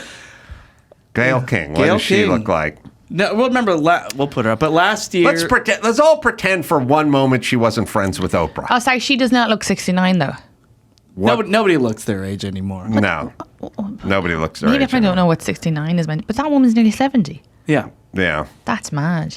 Yeah. No, but she obviously has maybe work done. Do they all have work done? I don't know. She looks great, in fairness. But here's the whole point. Great for 69. The whole point for Sports Illustrated Swimsuit Edition is find the people that look the best in bathing suits, regardless of age, sexual proclivity, history, anything. Right. And just give us the best looking people in the bathing suit. But you can just go on their Instagram. We'll take it. Yeah, that's the way you used to do it. Now Back in the you got to day, make a before point. Instagram. Right, right, really do right. that. But All here's the pages the be stuck deal. Like together. I don't want to watch sporting events and go, you know, that guy's a pretty good soccer player for a 63-year-old.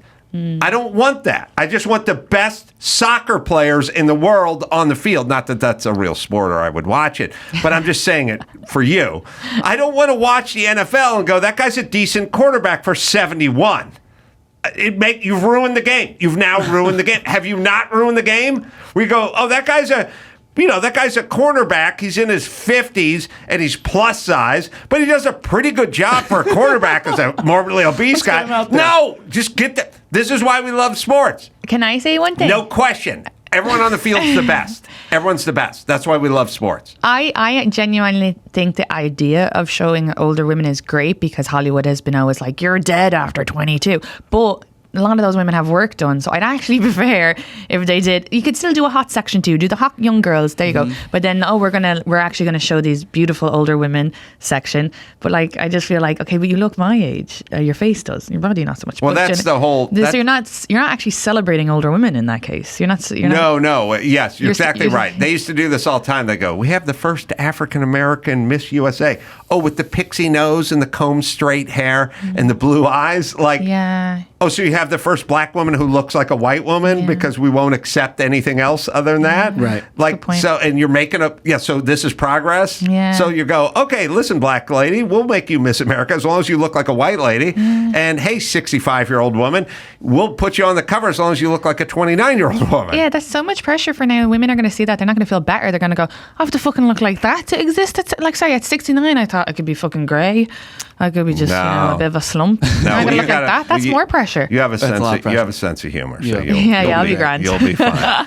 All right, Katie. Let me give you a plug. I'll do it myself is the name of the special, and it's on YouTube, and it's funny, and you should watch it.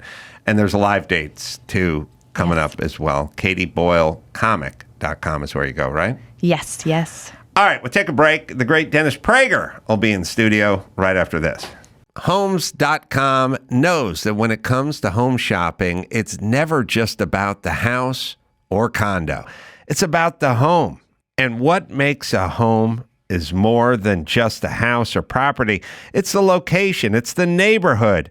If you have kids, it's also schools, nearby parks, transportation options, all the above.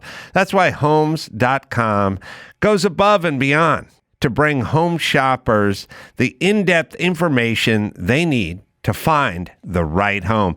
And when I say in-depth, I'm talking about deep. That's right.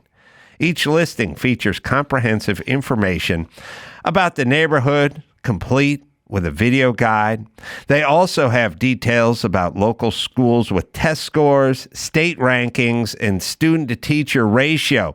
They even have an agent directory with the sales history of each agent. So when it comes to finding a home, not just a house, this is everything you need to know, all in one place. Homes.com.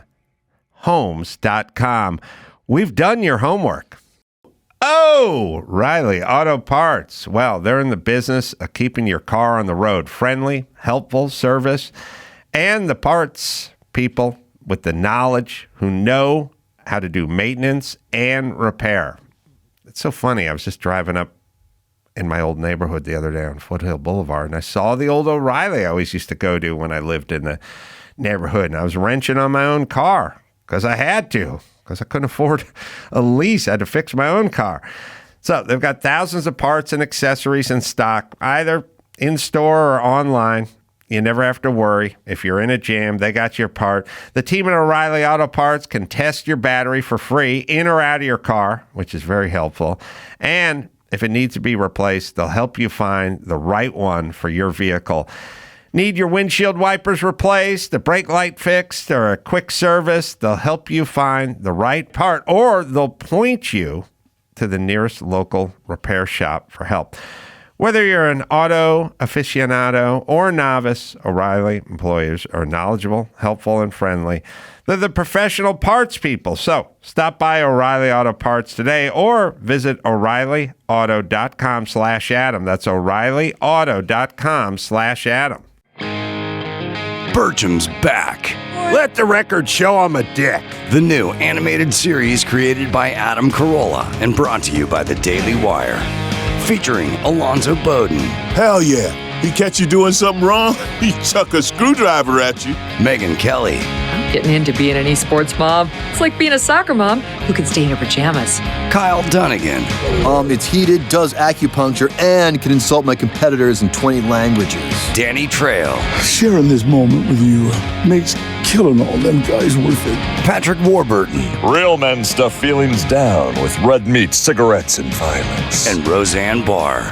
Hello, Mr. Bertram. Go to DailyWirePlus.com and enter the code ADAM25 to sign up for a Daily Wire Plus annual membership and receive 25% off. Check it out today, DailyWirePlus.com. Dennis Prager in the studio, the Dennis Prager Radio Show. You can listen on Salem News Channel Monday through Friday. That would be noon to 2 p.m. Eastern. Of course, I listen at it starting at 9 a.m. out here. Good to see you, Dennis.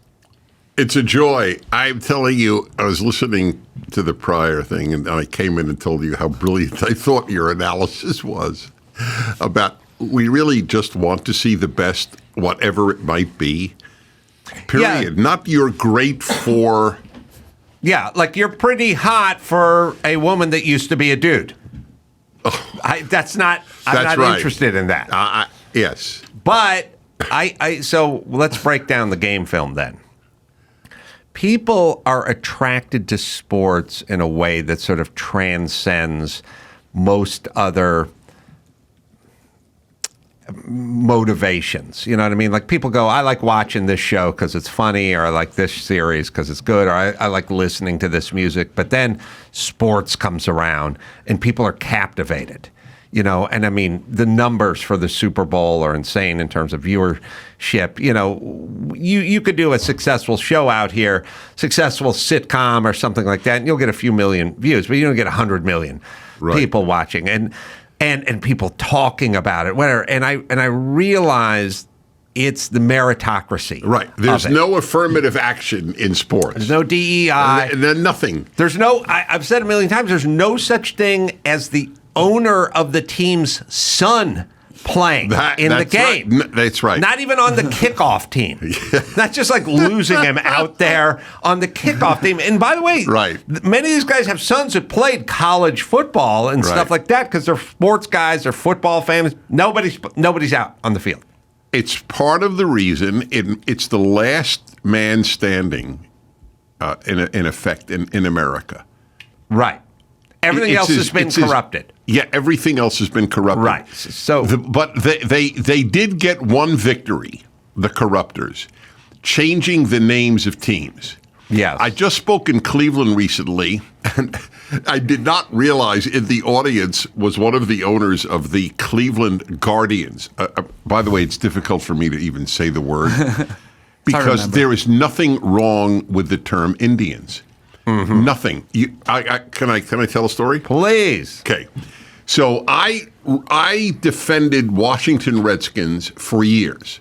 And by the way, just so people know this, the Washington Post, which led the crusade against the name Redskins in Washington, did a major poll of Native Americans, found overwhelmingly to their credit, to the Washington Post credit, I don't like the paper, but I got to give them credit. They acknowledged overwhelmingly American Indians, Native Americans, couldn't care less about the name Redskins. Right. It meant nothing to them. As regards Indians, they're pro-Indians. Right. So I got a call years ago. A guy calls me when I was defending the Indians and the Redskins names. He goes, "Oh, Dennis, let me just ask you. You know, you're a Jew, so let me ask you a question. What if a team were named the Jews?" And I said, "Sir, Jews have been looking for fans for 3,000 years." That's a brilliant story. Yes. Well, most of it is on behalf of people who don't care. It's sort of like Latinx or Latinx or something like that. The people of themselves have no interest in you being named by middle-aged white women from Santa Monica. The people who are complaining have no, pardon the pun, skin in the game. Yes. But I'll tell you where the big problem comes, and we just went through it with COVID. Most people don't care. Most white people don't care about team names. But do you want to be on the side that is actively calling for keeping the name Redskins? And most people would go, no, I won't say that out loud, although I'll think that way. They're afraid. They're afraid. Yes. They're afraid. That's what right. we just went through it with COVID. Right. They don't ask, is it right? They ask, will I get hurt if I say it? Yes. And by the way, you don't get hurt if you say it. I didn't get hurt. But, you know, people attack you, so what? But people know who you are. Oh, I see. So that's These a defense. Other people would out themselves, and then they could be hurt. Well, on the Indians, though, I mean, Redskins, okay, skin, it's color of the skin, like it matters, but Indians, I mean, don't you name a team in honor of a group? All teams are named in honor of either a group or some fierce fighting badger, animal, lion, with a bear. You're celebrating. Right. Yes, you celebrate them. Right. There's no team named the Manatees. No. There's no buildings or ships named, the Benedict Arnold, the USS Benedict Arnold set sail today. Like, they don't do it. Right. Yes. They name it after fallen war heroes. It's umbrage for everything. That's how we do it. I don't know why they don't get that, but motivation is gone, Daddy. Sports writers are a particularly woke community. Which is strange. Well, I have a theory. I want to hear it. Yeah, I know he I know he does, and I'm honored. So this is my theory. People yearn to be important. That is one of the most important yearnings, whether it's right or not, people have it, especially males, but increasingly females. Sports writer thinks after a day, you know what I did for the last year? I've written about the Baltimore Orioles and their new shortstop, and I haven't made a damn bit of difference on this planet. Right. So let me become a social warrior.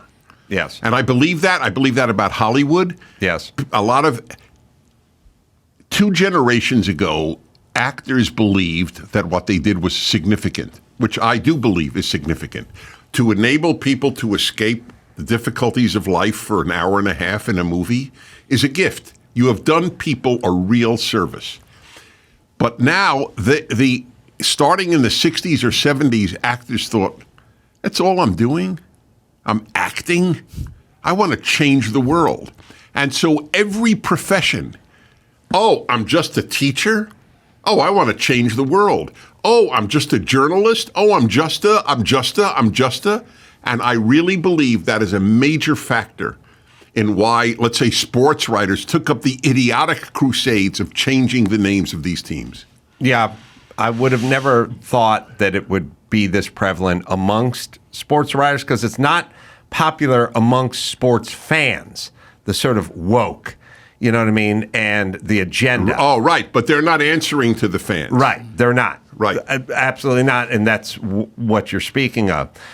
Yeah, And also, see, I believe all this stuff is destructive because when I turn on an NFL game and it's every NFL game, and in the end zone it says end racism, then it would make you think there was a major issue. Look, if I turned on a soccer game out of Brazil and in every end zone it said end malaria, I would go, well, evidently there's a big problem in Brazil with malaria. There has to be. Otherwise, they wouldn't put it on every soccer field. Right. So I believe these people are wildly destructive narcissists. By the way, end racism when the single largest group is black on the field. I would say oftentimes, if it is just an offense and a defense and they're in the end zone that says end racism and there are 22 players out on that field, I would say oftentimes 15 or 16 are black. And sometimes more. But we got to end this racism. And speaking of that, I was listening to your show yesterday. Yeah. As I always do. Thank you. I tell people all the time, listen to some talk radio that you enjoy. People go, oh, the commute in L.A., the commute. I'm in my car for an hour. I go, yeah, but find somebody whose voice you like and listen to it. After this podcast. It becomes enjoyable. Yeah, when you're done listening to me. Yeah. Right. And you got time, listen to this. But you had a caller call in, and her name was Pat, and she was from Chicago. Mm-hmm. And I noticed a few things about that call. One is sort of mechanical, and you're going to be surprised by this, and you have no idea where this is going. Correct, I have none. And the other is a more spiritual thing. She was calling in because she was respectful. She was a 50-year-old woman of color. A black woman, yes. And by the way, yes. can we make this rule? Anybody who is of a certain age, I don't need the next number in ages you're going to be. They go, I'm 50, turning 51 in October. Okay, understood. I know you're not going to skip 51 and go to 55. I hope you make it 51 as well, but you had me at 50. Right. For now, I have all the information I need to know about you. I'm not sending you out a gift in October, but she did the going to turn, which I always like. But she started talking about you and your answer on Patrick Bet-David's podcast. Yes, about racism or Jewish or what have you. And we have some of the same thoughts. I got some of the same theories when they go, the Jews, why don't the blacks love the Jews? Why aren't they embracing the Jews? They march with them arm in arm. They're their biggest fans. They vote, Democrat all the way across the board. What do you have a beef with the Jews for, of all people? I have the answer to that, and I think you probably do as well. Well, I really want to hear yours. I will give it to you. But I was listening, and this woman called, and she makes the argument that all the people who do because you go, look around. Systemic racism. Tell me the rules. What's in place? What is affecting you in 2024 in the United States as a black person? And they go, well, come on now. You got to look back further than that. You know what I mean? Right. And this woman was making the point, and we'll play the clip. I'll let her just play the clip. I kept her on a long time. Yes. Yeah, why we cut it a little bit. Yeah, we cut it down. But why? No. I'm not saying that in terms of you're playing it. I'm just saying I'm noting for your listeners that I gave her a lot of time on the radio. Yes, and she first mentioned that part of the problem with your thesis is slavery is a lot closer than we thought it was. And we'll play the initial clip. Sorry. I think we have it somewhere. Pat in Chicago, hello. Yes. So I recently saw, I guess it was a podcast, and I think the question that he put to you was, what was the difference between why, the Jewish community seemed to have, really, bounced back from the horrifying experience, obviously, of Hitler's Germany and, Auschwitz and all that, versus the black community, or AKA African American community, after slavery. And you believe that the liberal media have made black Americans feel as though we're victims and things like that.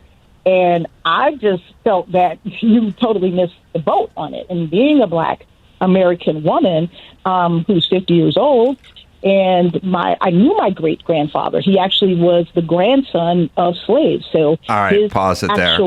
First off, there's a huge flaw, which is people go, I'm a woman of color, so I can. No, you're not an expert on anything just because you're that. No more than I'm an expert on 59-year-old white guys who are half Italian. You don't get to. It's a weird thing where you get to claim expertise all the time because you are that person. Number one. All right. Her great-grandfather's grandfather was a slave. And I was driving my car and I was thinking about it. I don't know who my great-grandfather was. I certainly don't know his grandfather. Right. I don't know. Does anybody here know what their great-grandfather was up to, the trials and the tribulations of their great-grandfather, the oppression? I assume I come from poor, dumb people. I'm assuming they got kicked around a little bit. Anyone who's Irish had a poor, great-great-great-grandfather who was part of, getting paid $1 a day for digging ditches or something.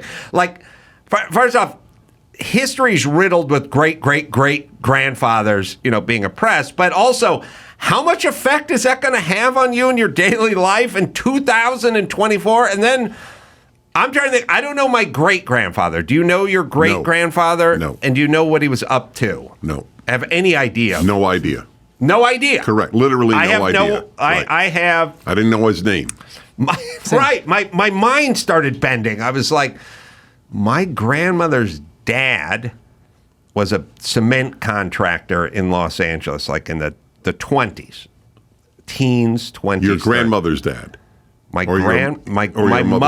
mother's mom, her dad. Right. So that's your great grandfather. Yeah. So I don't know his name, but he know more about him than I do. He was a concrete contractor in the 20s, and then on my dad's side, his dad died when he was a teenager, and I never met him, that grandpa, and I would have no idea what his dad did. It was great. So all three of us have zero idea, which I say to everyone all the time, this is the white privilege we have, because she has to walk around nursing these thoughts all day. My great-grandfather's grandfather was a slave. She has to think about that all day, where I go, I don't even know who these people were. It has nothing to do with me. It's 2024. I'm going to make hay while the sun shines. The question is, what does it have to, you asked this, and I asked, what does it have to do with her? The fact that he was a slave is a tragedy. But why should that play any role in her life? And I don't have the answer to that. I don't know. Because she is choosing to have it to play a big role in her life, and none of us are choosing to have it play. So our great-grandmothers could have been serial killers, but we don't know. I went on the internet. I had no recollection of of course I knew I was on Patrick Bet-David show a number of times, but I had no recollection of this particular part of the dialogue. It's about 2 minutes, maybe 3 minutes. So I went on the internet, and sure enough, it's to the extent that I remember, what I said was essentially what I said to this woman, that blacks see themselves as victims, and this is paralyzing. Jews do not see themselves as victims, and so they're not paralyzed. And the Jews, the Holocaust is way more recent than slavery, right? And even more recent than Jim Crow, except. Well, there were still elements of Jim Crow in the 50s. I acknowledge that, but that was only in the South. And Jim Crow is not Auschwitz. It's horrible, and it's a blot on America's moral record, but it's not Auschwitz. Right. But she heard you say that, and she's calling in to victimize herself. That's right. That's the problem. Yes. And that's what politicians should say, but they won't. Right. But the anger, I always read comments. I think that's as revealing as anything else. Comments on articles that I read in the New York Times, columns, comments on videos. Comment after comment about what I said, mostly blacks writing in, were angry with me for noting that if you think of yourself as a victim, you hurt yourself. I said it lovingly and honestly. I have a chapter in my book on happiness. You cannot be a happy person if you think of yourself as a victim. So here we have Jews were exterminated. It's the only true genocide in modern history. There have been mass murders like with the Armenians, and you call it the Armenian genocide. I'm not going to argue. But there was nothing like what was 2 out of every 3 European Jews was systematically murdered, babies as much as grandparents. Okay, so, but Jews memorialized the Holocaust, but I mean, I'm an American Jew. I never heard a Jew go, woe unto me because there was a Holocaust. Right. Woe unto them because there was a Holocaust, but not woe unto me. My father raised me to think that I was the luckiest Jew in Jewish history to live in America. Okay, that was, and there was anti-Semitism in America. There were places Jews couldn't move to. They couldn't practice in law firms in many instances. There was a quota on Jews at Harvard in the 1930s, ironically. But I was raised to think I'm, if the luckiest, if you raise your kid to think they're lucky, you have given them the greatest gift in life. I agree. And if you turn someone into a victim, A, they'll not be successful. B, they'll be unhappy. But C, it will give them license to hurt other people and to lash out and to take down statues and burn buildings and loot stores and do all the things you don't want them to do.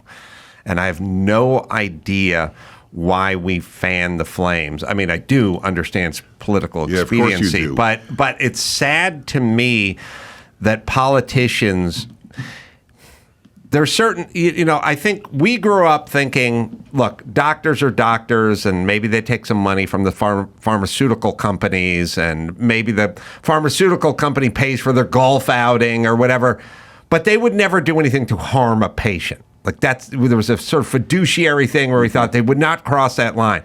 I feel like many politicians have crossed that line when it comes to the black community. I believe the NAACP has crossed that line. The teachers' unions have crossed that line. But they're against school choice. The overwhelming majority of black Americans are for school choice. But the teachers' unions and the NAACP are against it. By the way, the proof on our mutual point here, on the victim versus lucky issue, I didn't think to mention it. This is the beauty of having this dialogue, but I will now. Do you know that one of the most successful immigrant groups in America are immigrants from West Africa, especially Nigeria? Yes. They're incredibly successful. And here's the reason. They think they're lucky to be a black in America. Right. That's it. That's the whole difference. They're both black. So who cares? But one group thinks they're victims and the other group thinks they're lucky. Same color.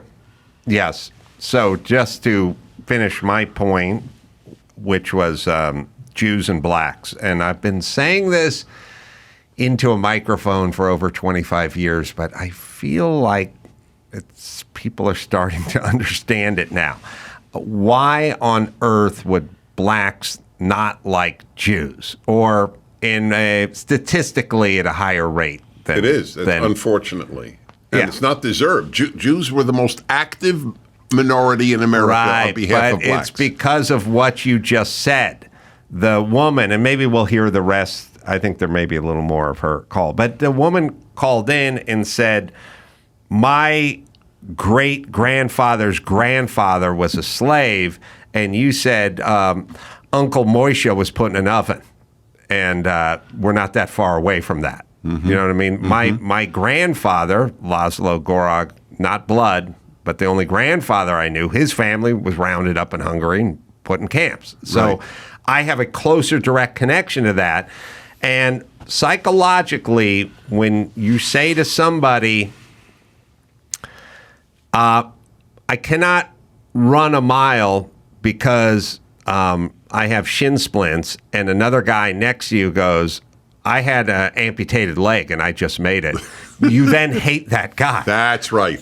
You hate that guy, and you want him to shut up because you just gave a whole excuse about shin splints, and that guy has a wooden leg, and he made it. Right. And you're also trying to convince people around you why I can't make it because of the shin splint, and I got a guy with a wooden leg standing next to me. That is one of the single biggest factors, and I wrote a book on anti-Semitism, Why the Jews, many years ago.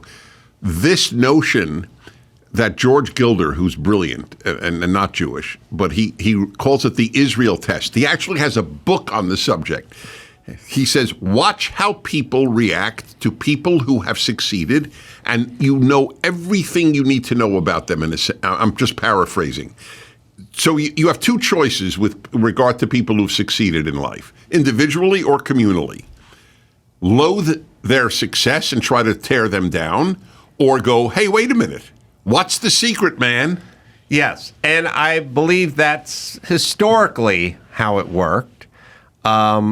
But in America. Yeah, that's right. But politicians have figured out there's many more people that are unsuccessful than are successful, and many more people who are lethargic than there are motivated. And so they started playing to that group. That's right. And they started agitating and angering that group and then saying to them, I can get you out of this, which they never do. No. I never understand the unlimited amount of bandwidth someone can give to a group, Democratic Party in this case, where you're on year 61 of them promising a difference, and it never materializes, and you give them another 4. Like, oh, now we had Barack Obama. Okay, now we got Kamala Harris. Okay, now, and it never we need the first black mayor of Chicago, and then and nothing, no fortunes ever change because it's impossible, because they can't change them for you, and they go 4 more years. There is no correlation between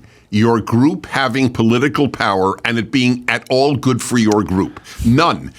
Asian Americans are the single most successful group in the United States, specifically Chinese and Vietnamese and Indian. I mean, not specifically. I mean, that's basically the whole group. They're incredibly successful.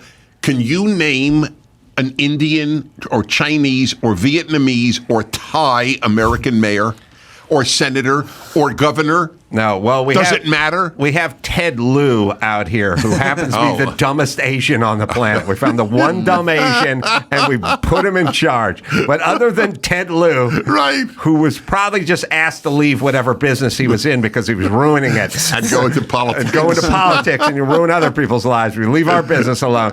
Other than Ted Lieu, no. As a matter of fact, if it was a chart, you would go the other direction. You would go, well, there seems to be a correlation between less representation. That's right. Correct. Right. And I do think a lot of it is projection. And that scares me a little. Like, I will hear, especially women are going insane. We'll get to that in a minute. But a lot of black women will go like, hey, we get a black woman in charge, you better look out now. And it's like, no, that's not how this is supposed to work, where it's not payback time because you got voted in. And I think a lot of it is projection, which is they think, oh, if we got someone who looks like me in there, then they would help me, which you may think that way, but that's not how this country works. Look like me idea? It's insane. I remember I was raised an Orthodox Jew. And I'm still religious, but not as orthodox as I was then. But I'm still, observant and committed. But anyway, I in my house, it was an Orthodox home. The males, my father and my brother and I, always wore a yarmulke, a Jewish skull cap, in the house at all times. And I remember in third grade, first grade even, my first realization when we had these books, and it was a Jewish school, but we used regular textbooks, See, Spot, Run. That's how we learned how to, that classic thing. Mm-hmm. And I don't remember with the boy and the girl's name. What was the boy and the girl's name? Sally or Billy or something like that. Whatever. And I thought, none of them are wearing a yarmulke. Mm-hmm. And I remember thinking, so what? Right. There was not, all I did was make the observation, but it meant nothing to me. Right. But that was it. But that's liberating. There's totally, a freedom in that. Yes, exactly. That's right. Totally. The idea I have to have somebody who looks like me, otherwise I can't relate to them. I don't get it. Most of this stuff is sort of bordering on insane at this point. It's now crossing into some realm that's fair to say. We're now getting to sort of clinically insane. with many of these thoughts. There's more to this tape, though. I think we should hear a little more from Pat from Chicago. And then the thing you did not expect. I will bring up something on this tape, Dennis, that you did not think about. Has nothing to do with previous podcasts. And it's not an attitudinal thing or anything. It's just something you're going to be I'm very curious. Surprised to hear. Okay. We can play the rest of it, I guess. American woman who's 50 years old. And I knew my great-grandfather. He actually was the grandson of slaves. So his actual grandparents were slaves. His parents were freed men. My great-grandfather lived to be a very old man. And so when you put it in context, slavery is not that far beyond us. And I can tell you. Hold on, pause it for a second. Yeah. How far back does your great-grandfather's grandfather feel to you? You know, the pre-automobile, pre-airplane. Somehow the Civil War is far behind us. I mean, just in fact. Yes. It's what would we, 160, what is it? Am I right? Yeah, 160 years ago. But does anyone walk around feeling like your great-grandfather's grandfather's really connected and impacting you on a daily basis? World War I really feels like a long time ago, and that was way after that. Right. All right, we'll play it out, and then I'll surprise you. Sorry. Context, slavery is not that far beyond us. And I can tell you, my great-grandfather, he lived to the age I was 19 years old. He was almost 100. And so tell me, where do you differ with me? After slavery, all of that? It wasn't just that slavery just happened to my community. And then that was it. And everything went on and became great. All right. You missed the total factor of Jim. Did you hear the low battery chime for the smoke detector? No. All right, we'll play it back. Watch the screen. 1 minute, the low battery. There's a low battery. We have a smoke detector in my studio, and that's what you heard? No, it's in her home. Yeah, it's over the call. Really? Here we go. All right, watch the screen. My community. And then that was it. And everything went on and became great. Oh, that was, you missed the total factor of Jim Crowism. Yes, but I will admit I'm so absorbed with every word that the caller is talking about. I hang on your every syllable as well. No. You're better than you. I've been doing this for a living. Let me just say, you don't know this. You know my wife, and you know me. I want you to know. There are times, this will crack you up. My wife will say to me, Adam Carolla would have noticed that. I give you my word. She really does. Because I don't notice nearly as much as you do. It's like I have a female trainer. I work out 3 days a week. And the last session, I told this to my wife, it cracked her up. She said to me, in the middle of the session, she finally says, well, haven't you noticed something about my hair? And I thought, oh, crap. Uh-oh. It's a trap. I didn't even know what to say. I looked at her. I didn't think she had a haircut. I could not even guess. Her hair is a bit lighter than it had been in the previous 20 sessions, let's say. You would have noticed. If she were Adam's trainer, he would have known within 20 seconds of arrival at the gym. Oh, your hair, you got it. No, I would have noticed. Yeah. Thought it's less attractive than the natural color and not said anything. But I would have noticed. Right, okay. I wouldn't have complimented her. I really? That's because you're so honest? I'm serious. You are honest. No, you really are. In general, when women mess with their natural hair color, oftentimes it bumps me, and I would have noticed and not said anything. You think that women in older age who are graying, they shouldn't have dyed hair? When you said trainer, I didn't. Oh, okay. No, yeah, you're right. No, she's way younger than me. Okay, but so I understand.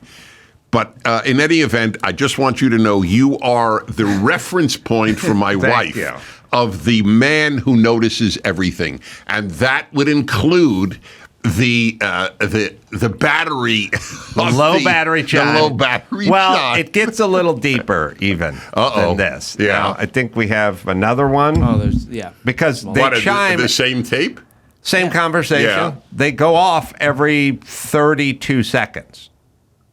Oh, that's disturbing. And that was a 7-minute call. But you would put her on hold. Yes. So I was trying to time it, but I wouldn't hear it. And then I realized, he has her on hold while he's talking, so she doesn't cut him off. And then you'd pot her back up, and then I would hear it again. Oh, my God. That's what I spent the day doing yesterday. That is hilarious. All right, I'll play the next one. Sorry. My community. And then that was it. And everything went on and became great. You missed the total factor of Jim Crowism, segregation. But there is So the question is, did she hear it? No, she lives with it. Yeah.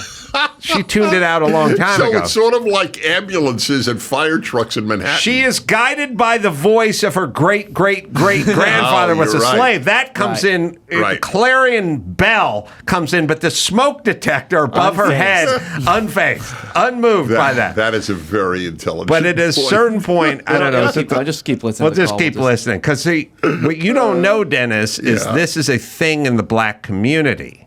What thing? It kind of became a meme over COVID. The low smoke detector chirp in the background. Why? I don't know, but it became a thing that when in the black community, when you were interviewing during COVID via Zoom or something, the black guest or Joy Reid or something, you'd hear it in the background and it caught on and it became a thing. Ironically, at some point, she was explaining to you that she's not a typical black person. She knows her parents. She was raised by her parents. She doesn't have a baby mama. And then the chime goes off right in the middle of it. And I went, well, you do share some things culturally.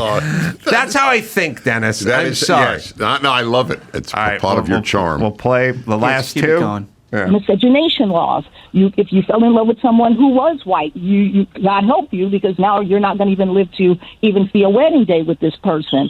So it wasn't just. Oh my God! And I think it's I agree with by the way, I agree with every word you said. Every fact you related is true. In the last half century, what the left has said, what the Democratic Party, liberals have said to blacks is, without our white liberal help, you can't do a damn thing because you're victims of a systemically racist society. There isn't a black organization I know of that does good for black people. That's my position. Now, can I speak to that? Yep. Because I'm 50 years old. I was born in 73. Actually, I'm turning 51, good Lord willing, later this year. So let me speak to that. My parents, I come from a 2-parent black home, working parents. They're both in their 80s, and they're retired. Low battery. It's become a black thing, Dennis, and I don't know, because I used to point it out on Loveline. So I did Loveline radio 30 years ago, and I would hear it. And then I would pace it. I would time it. That's how I know it comes in every 30, now you've 32 ruined it seconds. for me. Every time I'm going to have a black caller now, I'm going to be... Oh, no. And you've ruined it. I just want to say on a very serious note, so I made a very big charge. I can't think of a black organization that really helps blacks. And obviously I meant black liberal organizations. They're small black conservative organizations. And she didn't once say, what are you talking about? Here, let me name you the organizations that do. That's the other part of this time we're in that I find interesting is you lay out stuff, you say stuff, and they just sort of move right past it. Like you go, you go. I've said it a million times. I've screamed on the microphone. I go, look, school choice helps these people. Predominantly helps these people, and this group wants it more than any other group, and your Democratic Party and your teachers unions and NAACP, they're all against it. Now, how do you explain that? And they go, well, listen, everyone makes, Trump's no saint either. And it's like, no, just answer the question. Exactly. You just answer it. What could be more powerful or more helpful for a community than education and early education, and your group is against it. You have any thoughts about that? No, we're going to talk about gun control. That's right. They just won't answer. Or my grandfather's grandfather. I'd rather talk about the ghost of my great-great-great-grandfather than address the smoke detector battery above my head. Metaphorically, that's kind of what we're talking about here. Yeah. It's a good metaphor. I hear you. Here's a bigger question, or not even bigger, but different, as I've said, and maybe we'll play Dennis this clip because it's my favorite, the Joe Biden extra baggage charge one. Why aren't more black people embarrassed, humiliated, and speaking up and going, listen, I'm perfectly capable of getting an ID. I'm perfectly capable. I know what a computer is. I know what a computer is. I'm perfectly capable of hiring accountants and lawyers, and stop it. It's embarrassing. Let me give a plug to Ami Horowitz, who makes these videos all over the world. Yes. And he went to Harlem. People could see it at AmiHorowitz.com. Yeah. And he goes to Harlem and he asks black people about, is it the voter ID we're talking about? Yeah. So they say, what do you think about voter ID? And they go, of course there should be one. Right. Every single one. And then he said, well, some people say that it's hard for blacks because they don't know where the Motor Vehicle Bureau is. And she go, and every single one said, oh, it's right over there on 153rd Street. Right. Just make a right on the corner over there.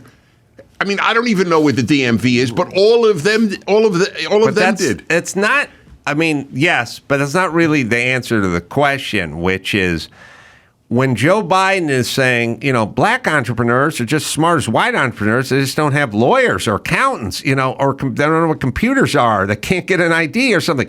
Why isn't the black community standing up and going, shut up? That's right. This is embarrassing. I'm not a toddler. That's the patronizing, the condescension is better than patron. The condescension to non-whites by the left is one of the most injurious policies and in America today. It is completely dishonest, and you're right. Why do people fall for it? And it's only destructive. But also, if people were essentially saying that I was, incompetent, essentially. Yes. I'm incompetent. That's right. And I heard them, I would say, excuse me. Right. No, you don't speak for me. Go to hell. You'd say, go to hell.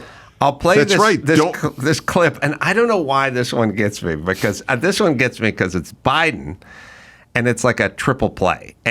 He's talking about nothing, like something no one cares about, no one knows about. So that's the first That's the first one. Yeah. Second one, he then brings up a point that doesn't exist and no one's heard of the point. And then thirdly, he does the racial thing. Okay, I'm dying to hear it. Yeah. So when is this from, This is a year and a half ago. Okay, fine. Junk fees. It doesn't really matter. It's about junk fees. Yeah. Decision. Right. Some airlines, if you want 6 more inches between you and the seat in front, you pay more money. But you don't know it until you purchase your ticket. Look, folks, these are junk fees. Wait, I'm sorry. Forgive me. Everyone's confused. Everyone's always confused. I don't understand what that meant. Of course you know it. You pay more for a roomier seat. There's nobody who's ever been seen this who went, I don't know what he's talking about. Fair enough. That's all you do. So every single conversation. You want to do Comfort Plus, you want to do Coach Plus, you want to do Business Plus. All right. Right. We don't know what he's talking about. Next. Okay, so this is he's talking about something that isn't true. Right. People are dealing with $6 a gallon gas prices, and beef is 3 times more than it was, and everything's just way too expensive. And he's talking about commercial airline travel. Right. Yes. But it's an incorrect statement. It's an insane statement. Yes. You get the 6 inches, but you don't know it. Yeah, right. What is it, a lottery? You find out when you get on the plane. Yes, exactly. Like, sorry, we need $80. You're like, I didn't bring any cash. Yes, exactly. Now you know. Surprise. It's unbelievable. I run it back just because it's that much. But at the end, that's when it gets racial. Okay. You purchase your ticket. Look, folks, these are junk fees. They're unfair, and they hit marginalized Americans the hardest, especially low-income folks and people of color. All right, so it's marginalized, low income, and so people of color are their own category of poor people, even though they don't necessarily have to be. He says marginalized, okay.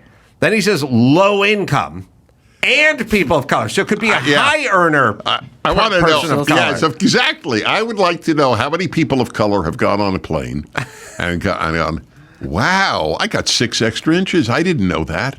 Right. No, but you had to pay for it later. Oh, that's it. You got to play. It doesn't exist. I live on airplanes. You got to play from the top. What he said doesn't exist. That's what I'm saying. I've said to people many times, this doesn't bother you that this country's being led by an insane person? Decision. Some airlines, if you want 6 more inches between you and the seat in front, you pay more money. That's right. But you don't know it.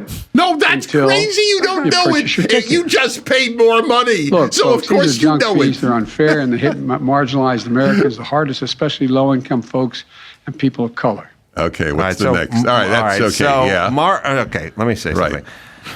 Low-income people, low-income Americans, don't do a lot of flying. Right. At number one. Yes. So they don't get hit the hardest because they don't fly.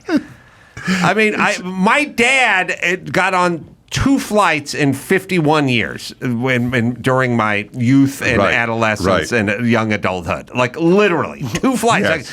I grew up amongst poor people. They don't fly. So that's number one. So it doesn't hit them. Number 2, we have marginalized and poor people and people of color. So who are the marginalized? Would they be like Eskimos?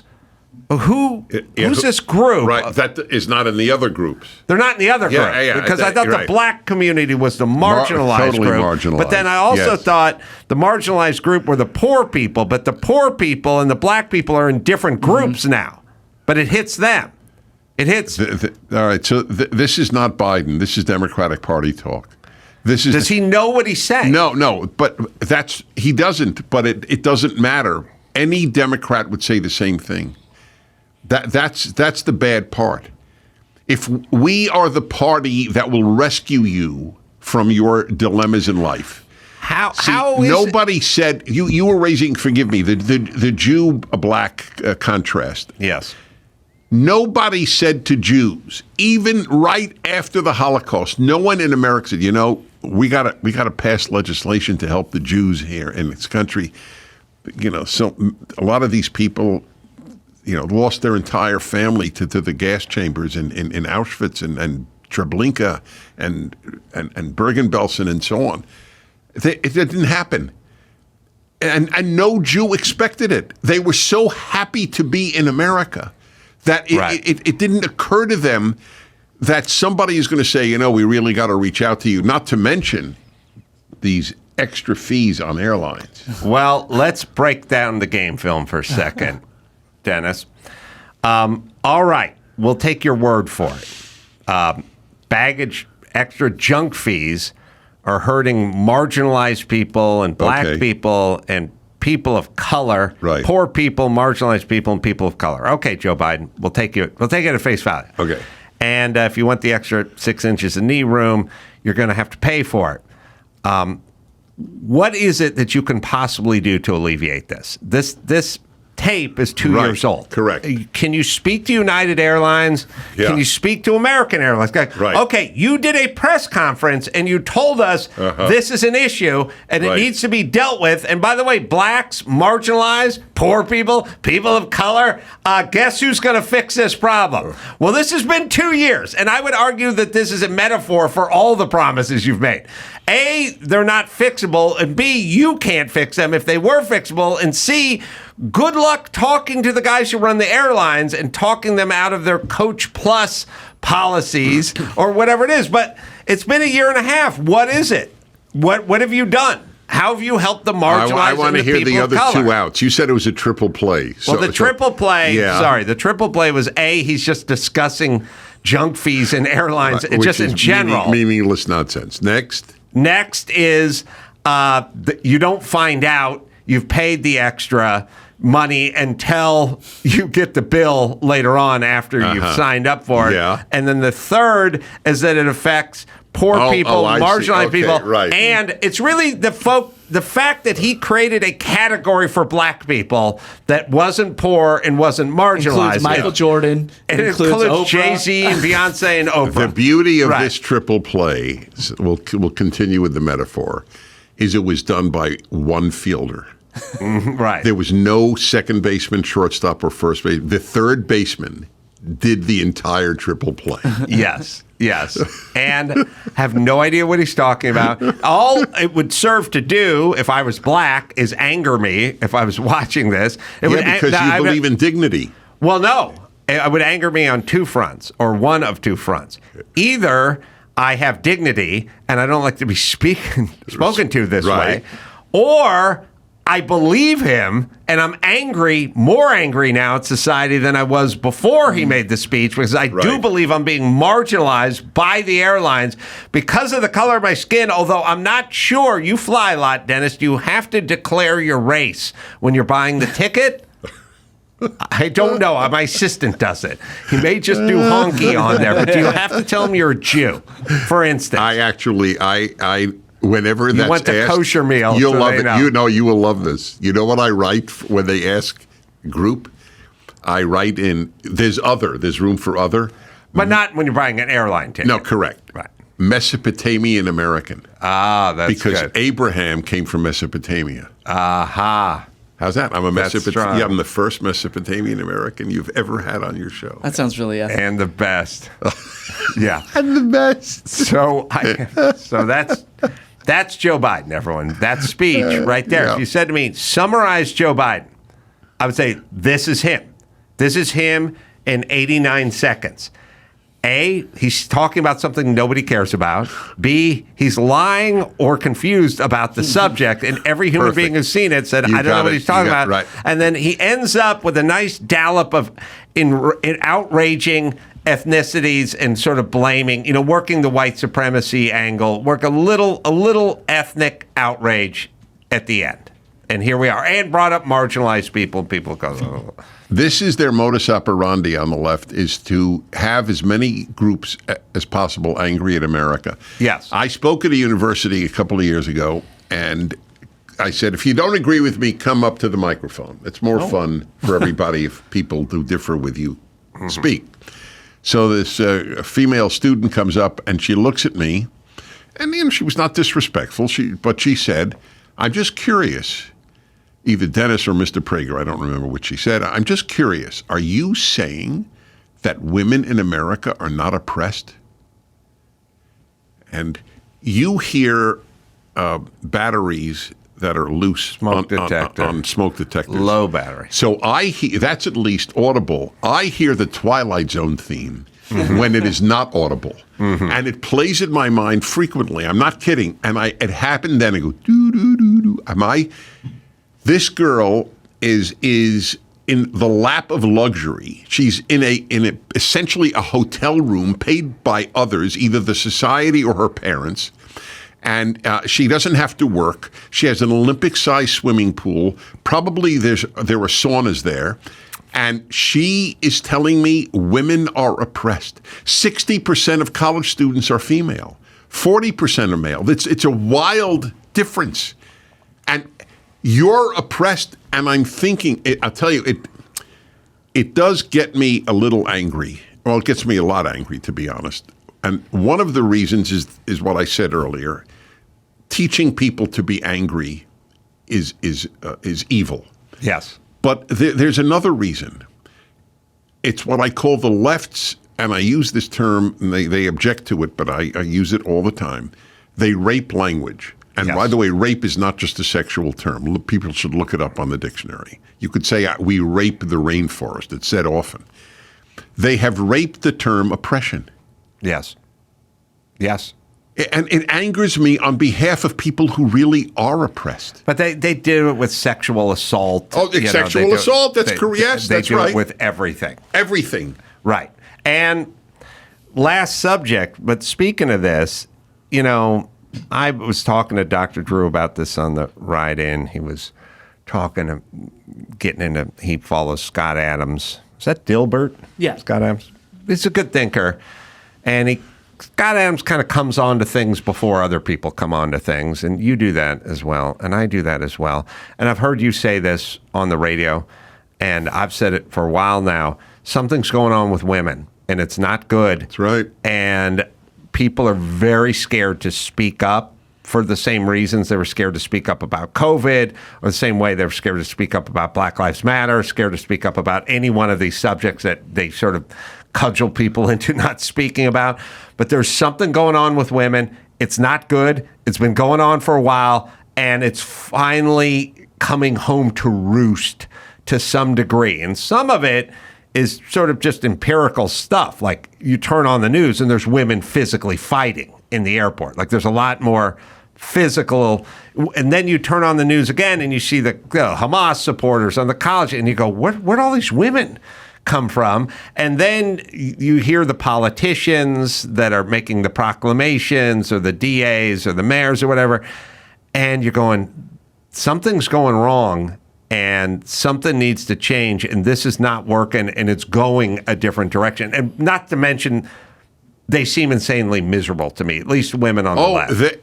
It's actually a fact that this is the most depressed generation of women since they recorded depression in women. Yes. That's been reported by you don't need a right-wing source. That's a given. Do you know, I show Alan... If I mention your Alan producer, to you. Yes, no, but your great picturesque explanation of Alan. Anyway, Alan is a gem, needless to say. Anyway, just today it happened. There was a picture in on the internet of students at Amherst. Anti-Israel, fulminating hatred. No longer the Lord Jeffs, but continue. I missed that. Amherst was the Lord Jeffs. They're no longer the Lord Jeffs. The Lord Jeffs was the name of the mascot. Oh, Amherst. I didn't know that. Okay. No longer. They didn't allow that. I see. That was their mascot name. Okay. They got rid of the name. Of course. What is it now? The wet blankets amoeba? or the hampers or something. Okay, fine, right. Hampers. Something innocuous, but they were the So Lord Jeffs. I actually I raised the picture on the computer screen, and I counted every human I could identify in this. Their gender. Yes, and it was I counted about 27 people. 24 were female. Right. And that's consistent. Who were rioting. Yes. Yes. So I've never. Okay, so this is the debut of this thought. All right. I've debated whether to ever say it, but I wrote it down when it came to my mind. People should understand it is not 100% accurate, but it has enough accuracy for me to say it. It's making its debut on the Adam Carolla show. All right. Women went from boy crazy to just crazy. Strong. I agree. And look, all I do is, here's what I do in life. And I've done this my whole career, even before I was in showbiz. I just sort of put my head up and I go, which way is this wind blowing? And then I start making proclamations. I wrote a book called In 50 Years We'll All Be Chicks. That's right. 15 years ago. I didn't have to name it that. No one knew why I named it that 15 years ago, but here we go. Yep. We're there, right? So I do. And I've been saying for about a decade, something's going on with women and it's not good. And it needs to be remedied. And telling them that they should have more power and nobody's allowed to talk to them this way or that way and you go girl and all that stuff is not helping. It's getting worse. By the way, just for the record, I think I could say the same thing. Boys, when I grew up, were girl crazy. That's a good thing. Right. When boys are girl crazy, I understand there are gay people. We're putting that aside. When boys are girl crazy and girls are boy crazy, it's actually a healthy thing. Because, among other things, it means the odds are they'll get married. And they're not marrying. And that's a bad thing. And the happiest women, this just was reported in the New York Times, the Bible to the left. The happiest women are married and have a family. Yeah. They are. That doesn't mean every woman who's married is happy. Nobody believes that. I've been divorced. You've been divorced. There's unhappiness in life, but the happiest women are married and have a family. Yes. And it reminds me of that article we never were able to find, I don't think, Chris, or maybe we stopped looking, but there's that, you might know it, the professor out of San Diego, female, who just basically said, look, the best life is a white picket fence and a marriage and kids. And oh, yes. No. The one a while ago, she was University of Pennsylvania. Oh, was it San Diego? No, she co-wrote it with a professor at San Diego. Oh, that's how it went my memory. Anyway, they heard that kind of talk and they fired her. Well, they didn't fire her. What they did was they couldn't fire her. She had tenure at University of Pennsylvania Law School. I really followed this. I had her on my show. I just don't remember her name. And the rest of the 250 faculty members said she should not be allowed to teach a freshman course. Right. That's what it was. She'll poison it. All she said was, guess what? Bourgeois middle-class values really are the best. And I remember what they were. Right. I memorized it. Graduate high school, get a job, get married, and have children. In that order. She said that out loud. That was it. And was attacked by the faculty. Yes, correct. Yes. All right, Dennis, let me give you a plug. The Dennis Prager Radio Show, I'm a big fan. I listen to the podcast and because I'm a member of PragerU.com as well, doing important work. And I just love how angry everyone is at you and PragerU. And I love when they point out that it's not an actual accredited university. Which we write on the front opening page of the website. There's a disclaimer. I do love when they got you now. But we got you before you got us. By the way, why is that good to be accredited? I have no idea. All these colleges producing fools and morons and bastards, they're all accredited. Listen, I just love it that they think that's a gotcha moment. Yeah. Katie Boyle, I'll do it myself. It's the name of the special. Me, I'll be in Vegas tomorrow at Jimmy Kimmel's Comedy Club doing stand-up there. Then Irvine Improv on the 23rd with Brad Williams. And then I'll be heading to Maryland to Magooby's Joke House. That'll be May 31st through June 1st. And you just go to adamcarolla.com for all the live show. Dennis, always great to see you, my friend. You're a blessing in my life. I feel the same way about you. And until next time, it's Adam Carolla for Katie Boyle, Dennis Prager, and Chris Maxibata saying mahalo.